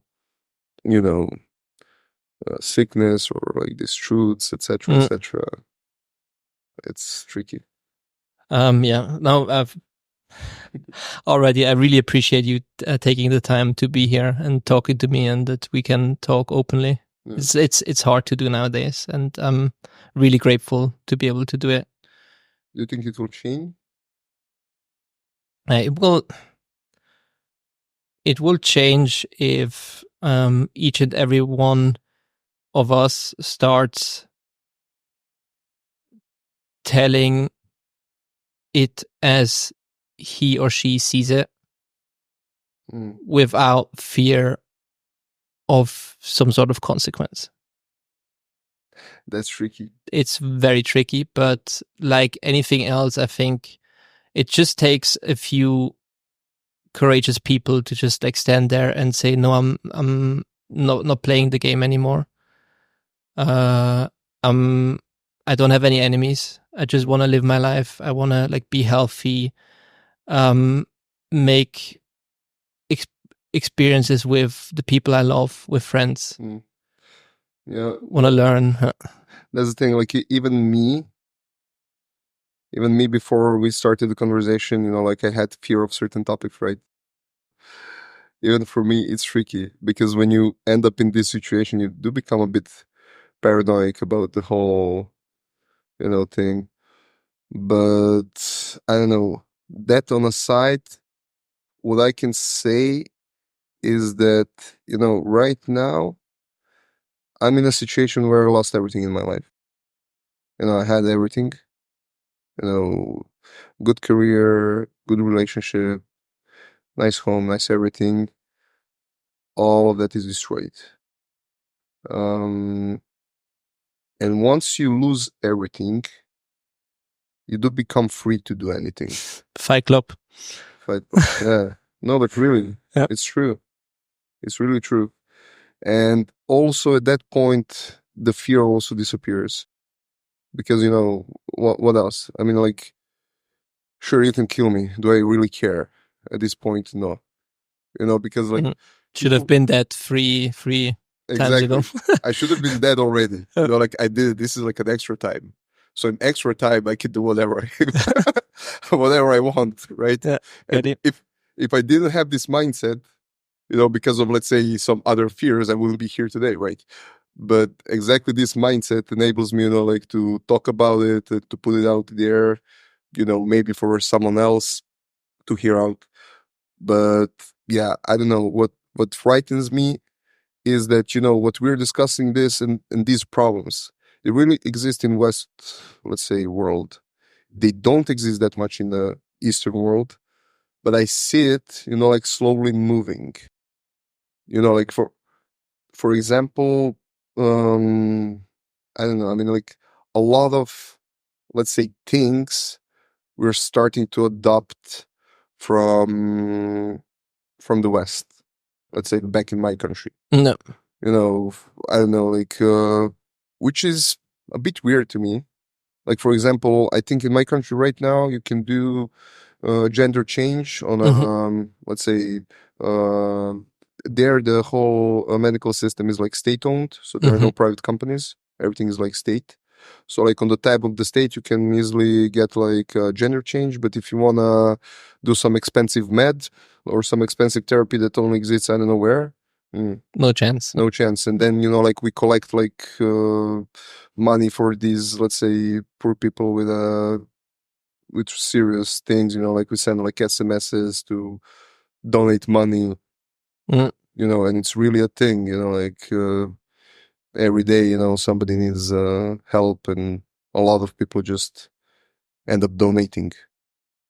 But like, if you today wake up and you feel like a girl, that you can get for her, just like that. But somebody that is dying, and that's a bit sad, like all these weird things that are going on. I'm just worried, let's say, for my country not to become like this one. Like, yeah. Back there we have only one issue, which is money, let's say, and everything else, it's debatable. Although we also have politicians that control mainly a lot of things, but still, I don't know. You back there you don't need to be liquid. Like, you will survive. Somehow you will survive. You go out of a job, you can be out of a job for 2 years. Nothing is gonna happen somehow. I don't know how. But you're not really under the pressure. You're not really controlled so much. In Serbia, you say? Serbia, okay. Yeah, it's not like all this entanglements with like, oh, you need to have a job, you need to work, you need to contribute, you need to do this. You're not, you're not really. You also don't really trust the government. Like, here, everyone trusts the government. Yeah. Back home, I think the first thing you learn is like not to trust the government. So everyone is at least aligned on that, like you. In a lot of countries, Switzerland, and I grew up here since I was like 0. Yeah. And I see we have faith in our institutions, but I'm wondering how much of that faith is just willful ignorance. Which, well, it's not the definition of faith, but yeah, you get the idea. But Stevan, maybe we can like shift gears. I'm not sure, like, are you still up to talk a while? Because I want to like make a complete shift here. Looking forward. So like for those listening, I think we've established really early in the conversation that, at least for myself, and you don't have to do this, I for myself realized, hey, I'm responsible for my own health, for my own life. I had a similar situation, but maybe it was not as extreme as you, where you had to face death, you have to lose everything. But now you're in a situation where you're free, where you're not bound by anybody except your own ability to understand reality around you and to be in charge and do your own thing. So going from that point of view, right now, what are you doing or trying to get better? Or have you just like given up? I also given up. You have given up? Yeah, Okay. because I know what's sort of needed. Mm-hmm. And what is that? So I think at this point, only stem cells, but like stem cells are not also recognized in Switzerland, or You could go to Mexico. you can go to Mexico, you can go to Russia, you can go to China, but still it costs. And what would you do exactly with the stem cells? Is there a specific organ that you would target, or? No, I think I would just let them inject it like as an IV, but also like directly into the spine, just so that it goes into brain, obviously. So I think though there are like two ways of injecting. One is like similar like when they do lumbar puncture, they just go like for the spine, and the other is like like a classical IV, I think. So basically, I think that like medically, I see a lot of things, and people don't. I don't think they realize like the potentials. Like for example, this just blood filtering.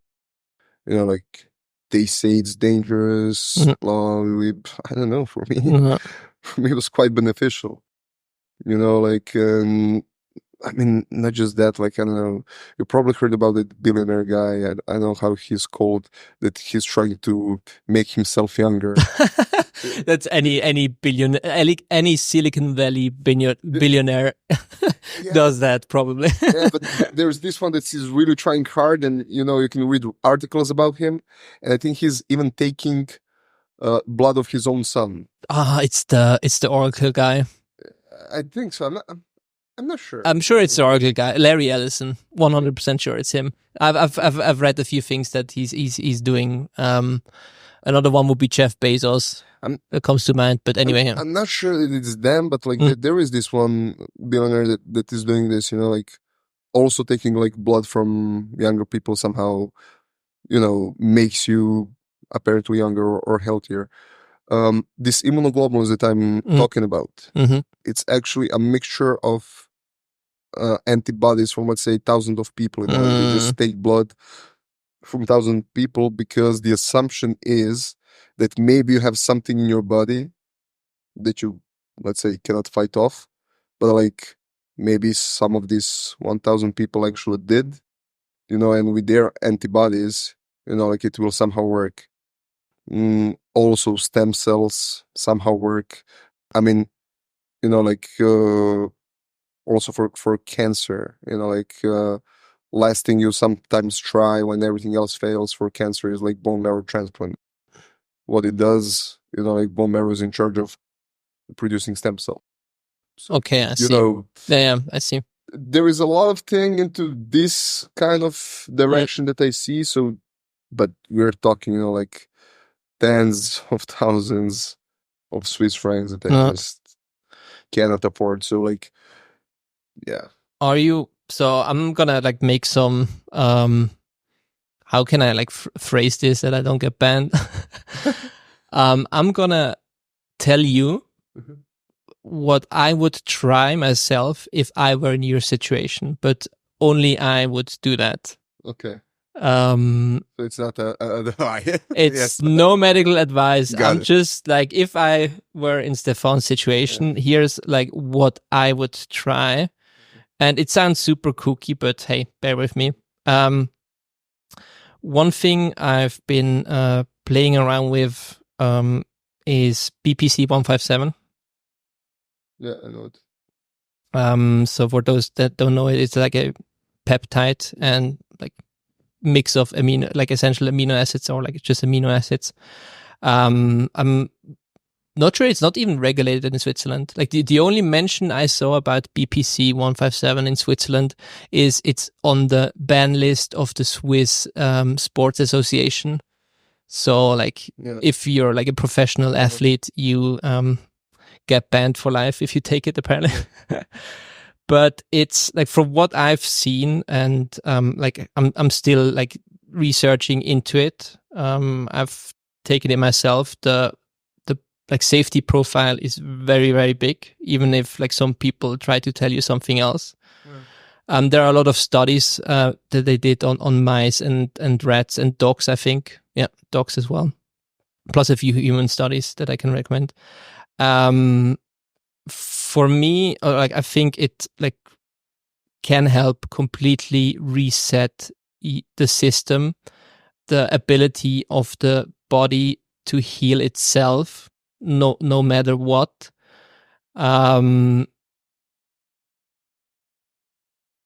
Also in light of like from a nutritional point of view, because I think especially in the West, we eat so much stuff that destroys our body, kills our ability to metabolize certain things.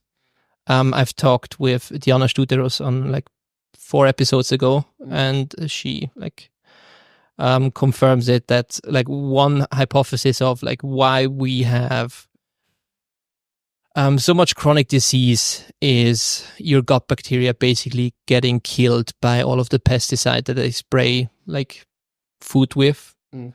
So we won't go too much detail into like we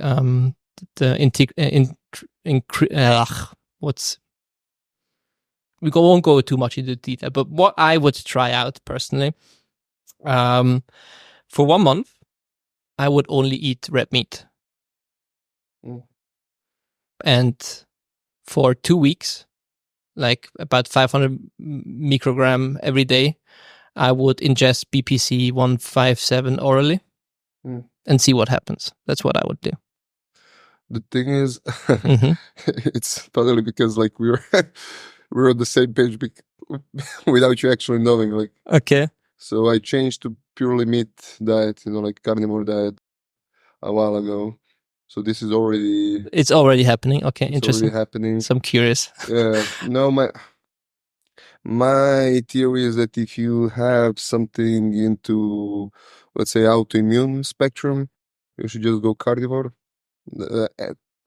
Also because what you said, like all these, let's say, vegetables, they're so modified, and also with all these things, you constantly poison yourself. So yeah, here I'm completely on with you. The thing with BPC 157, I took it for some time. It was just like too expensive. I think I took it like from the US or somewhere. It was, I don't know, like $300.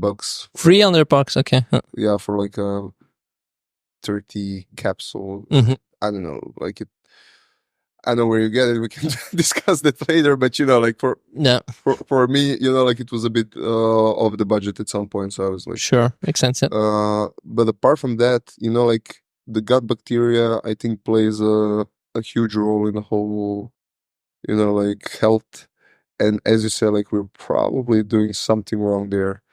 Like what I also, apart from let's say stem cells, the ideas that I also have, like going for like kefir to actually the fermented, like, but actually to make it myself. Yeah. Like, have you researched into A1 and A2? Like I'm not sure if it's a protein, but I will hook you up with some research that we're actually. It's fun. Like my Telegram group right now with some friends, it's like crazy. Every day there's something new that we discover, and it's just mind blown. Anyway, apparently there is milk from cows. I have to like ask which race it is, but there are like I think 2 or 3 farmers in Switzerland that have cows that produce milk, and if you drink the raw milk, it has like A2 in it. Also, like Diana, who I talked about before, she's currently doing research on that, and she's like a nutritionist who has, I think, is researching celiac disease and Crohn's disease. and she had like a lot of success with like nutritional intervention, obviously. But that's, again, gut bacteria, gut healing. That's something that's really interesting. And like, if you want to go like down the conspiracy hole, apparently also like helps against cancer, but that's like just something like we've been reading about. It's really interesting. What I do, let's say also, I do fasting, like this intermittent fasting. Sometimes I even tried, fasting for like, I don't know, 2-3 days, like zero food. So like, from what we've talked about, so like carnivore, BBC, fasting, like how much have these interventions helped you? I would say carnivore, yes. BBC, I'm not sure. But in what way did carnivore help you? Like from a like symptomatic, or like from how you felt, or like what changed? I mean, like, I don't know. Symptomatically, for example, I think I'm less, I mean, let's say stomach-wise, I think I'm less swollen, that I have, let's say, less gut issues. What you say also with, let's say, gut issues, I also have gut issues, right? Like right after the vaccine, or no, before? I had it Okay, in my life, right? Yeah.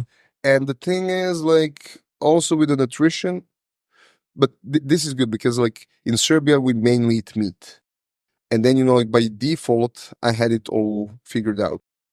But, like, the more I was avoiding, let's say, milk products, the more I was avoiding vegetables, the more I was avoiding also bread, like, I would get less and less these stomach reactions, and before that, like, I could literally go drink something, and in 2 minutes I need to be in the toilet. Yeah. It's crazy. I mean, like, my friends made fun of me when we were younger, obviously, but like, like, it's true. Like, it really was true. But with the carnivore diet, there are no such issues. For example, let's say, in that regard, gastrointestinal, and then, like, also, I always know when I eat something bad, something in my mind, just becomes like, I don't know, blurry, foggy. I start feeling like a zombie. I have no clue where I am. Like, and this, as long as I stick to, let's say, this diet and make it really clean, as you said, like red meat and stuff, no issues. No issue. It allows to function better than. Yeah. No, but this really, like, and then because I immediately feel it in my head that I ate something wrong.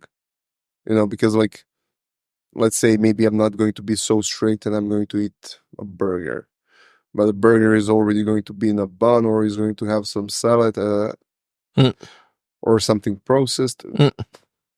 Then you feel it, okay. Yeah, and I can feel it. So, but if I just eat, like a steak, we're all good. Nothing is gonna happen. So really, for example, that, and let's say with fasting, yeah, also I somehow notice the less I eat, the better I feel. Unfortunately, it became a pattern because I really loved to eat before. But like, similar for me. Yeah, but somehow the less I eat, the better it is. I'm really at the point where I can where I can not eat for, I don't know, a week. If you ask me, like right now, would you be able? I would say yes. Easy. The beginning is hard, but then it gets easier and you feel amazing. Yeah. So I usually fast when I have a lot of work to do and need to like push a project through or something like that. Then not eating is just like lights my brain on fire. And from an evolutionary point of view, apparently it also like muscle utilization, you can like work out much harder when you're fasted. But hey, yeah. I don't know. I just saw that it works because, like, if I don't do these things, I'm really bad. No. Like, I'm bad in general, but like this, then you're fucked if you don't keep that baseline up. Okay. Then I'm really fucked. So this is at least good enough. But yeah, I don't know, like other ideas. I think I would really, because focusing on probiotics, it doesn't need much money, just requires dedication. Yeah. So I think this I will try. And also, like, I was thinking of, let's say, doing ice baths, all these kind of a shockers to a body, because like also fasting, it's a shock. No. Think about it. You're not Yeah. you're not giving food to your body, so it's in a state of a bit of a shock. I think that in this state something happens to the body. I don't know how it enhances healing. I think it's like the term is called autophagy. Sorry. Yeah. For fasting, yes. Yeah. But I don't know. I also think that, let's say people that do ice baths, it's also a shock, right, to the organism, because bam, you're suddenly in the ice cold water, right? And I think that in these moments of shock, something positive happens to the body. Or let's say you do an exercise, but not like a hour-long exercise. No, you do like 10 seconds of something extremely, difficult. It's another shock. And I think that all these mini shocks stimulate some repair mechanisms. I don't know. Yeah, no, like I don't know, like, if you can label that truth, but I think it's true, because I mean, life needs to flow. Life cannot stagnate. If you're like just sitting on a couch all day, not doing anything, then your body will naturally stagnate. And life is action. Life needs shocks, and these shocks spur your motor, your meat vehicle into action to actually live on, right? It's like external stressor breaks homeostasis. And you can, and I found it really interesting when you told the story, because that's also like something I'm currently trying to research by myself. I'm still trying to figure out if there's a way to do it with medical professionals, or at least researchers at university that could do that. Is like movement in general. So you said, like, when you were like joggling, it forced you to focus on joggling, which would like fix the motor issues, but only for a short amount of time, and then they came back, right? You said, and that's something I've learned from. I always forget his name, but from like a guy who runs his own like movement group, like Fighting Monkey. It's called, and I think Andrew Huberman also talks about it with Ido Portal when it comes to neuroplasticity, or like neurological like regeneration. Movement is essential for it, and not movement in terms of just stand up and walk around. Everybody can do that. You want movement that you have never done before in your life. So if you've never joggled, then there is a certain amount of effort, a certain amount of strain that activates all of the neural pathways and it forces them to become active. And as said before, something that's active flows, right? So somehow for me, what I saw is that things that I never tried, like they work well compared to the things that I knew before. Right? For example, I was never into art. Yeah. Or I'm a complete idiot for, let's say, music, drawing, or anything like that. But somehow, after this whole thing, I started playing the piano, and it works. It doesn't get me tired as much as trying to solve something. Interesting. I was quite good, let's say, I don't know, math or whatever, programming, but if I try to do it, doesn't work. It doesn't work. And if I try to do something that I never did, like piano, it somehow works. So how? I don't know. No. And when you say about the movement, and I can't remember, but I heard this also from a friend, that when he had also like his injury, also something neurological, he went to a spa back home, and there they made him move rocks from one side, from, let's say, point A to point B, and then from point B to point A. And he was like, the fuck are you doing? I mean, like, am I an idiot here? Yeah. But the point is, all the rocks were sharp edged. So by just touching these sharp edges and, like trying to grab them such that you don't also injure yourself, but, safely transport it from one way to another, apparently it activates, these movements, like activate something in the brain and, like allows it to regrow, essentially. So Yeah, this is one. Well, I'm still, again, disclaimer. This is just my personal research because I want, like, I've like professionally, I'm a like programmer, designer, but I want to move more into like holistic health and really like show people what they can at least try for themselves if they're in a situation where like system has failed them, like no way out. And one thing I'm really like interested is in the combination of psychedelics in combination with movement in terms of neurological like repair. So yeah, that's just like one thing that comes to mind. Like one thing I'm wondering that I don't know yet is like what you describe with the piano and like doing old tasks. I mean, like at one point, the stuff that you do over and over again, let's say driving a car, driving manually, at one point that becomes automatic, right? And like at what point is like the issue degradation of existing neural pathways? That's the issues that like somehow they regenerate or whatever. And then you go and create new pathways, right? So the idea would be like, and like, I know like psychedelics like LSD or psilocybin are shown to like promote neuroplasticity, your ability for your brain to like create new pathways. And when it comes to motor issues, like thinking about like combining a like guided psychoactive session with physical body movement having a like additional effect to what we've talked about just now. Like, what are your thoughts on something like that? The thing is, like, I personally did not, go into the whole psychedelics, like area. So I don't know. This is like a big unknown to me. What I noticed based on me, let's say, when I play piano, it's actually difficult if I'm learning a new song and I need to think about it, but at some point what you said, it, you learn it, but then I think then it goes into the muscle memory. So the things that go into muscle memory, I think work much better than the things that are, let's say, in your thinking or whatever memory. So building new pathways, is that what's challenging, you say? Or?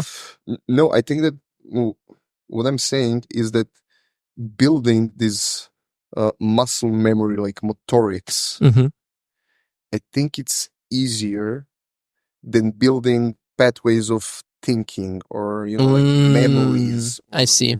Like logical things. You know what I mean? Just learning for the test where there's a right or wrong answer, and then you have like need to remember dates and then persons and what happened then without experiencing it yourself. Exactly. So like, and like car is a motoric thing. Like I don't know, piano also becomes motoric thing with a finger. So I don't know, that's what I think. But for me, I also was thinking, like, with, let's say, this overtime of life that I got, like what to do. Let's say this second attempt. But like, like I'm thinking also, okay, a lot of people are contacting me for help and stuff, like I can help them, but also maybe like opening up like a small clinic, probably not here, but let's say back home. No, I think you should. Well, that's my view. I think you should do it here. But well, if or at least I'm somebody who likes to try out stuff, right? And like personally, and I'm actually talking to people to create something like that, a clinic or whatever that's completely outside of the current like insurance model system. Yes, I mean, like, this is also what I had in mind, but I also want to make it affordable, in a sense. And like, if I do it here, we're talking, a lot of money for also things that we cannot really guarantee whether it will work or not. I mean, like, we experienced it. So, like I can say, oh, this worked for me and I walked this path. So like, if you want to walk my path, like, feel free. This is it. This is the recipe. But yeah, that's why I was thinking of back home. And also back home, I can play around with a lot of things without consequences. Like, I don't want to get here involved into something and then like get myself arrested because, I don't know, today I came up with changing my blood with someone else's younger blood. Don't do that at home. Don't do this at home. Like, you know what I mean?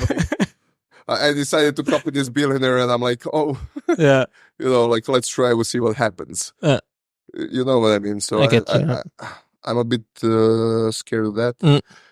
And other than that, like, I could also try going to politics, maybe. Try to change the narrative. But that would be.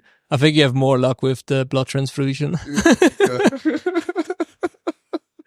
For sure. I don't know. I like to step. We all do. Yeah. Stefan, thank you so much for being here. Yeah, thank you as well. How can people get in touch with you if they have questions or like want your advice and stuff? I mean, you reached me out on LinkedIn. Fair enough. Fair enough. Like, I guess if I don't know, like, I don't want to leave my. Don't worry. Good. We'll leave it. We'll link the LinkedIn, and then you can get in touch with Stefan if you have like any follow-up questions. And thank you so much for taking the time. It was good talking to you. Thanks. It was nice being here. Bye, everyone. Yes.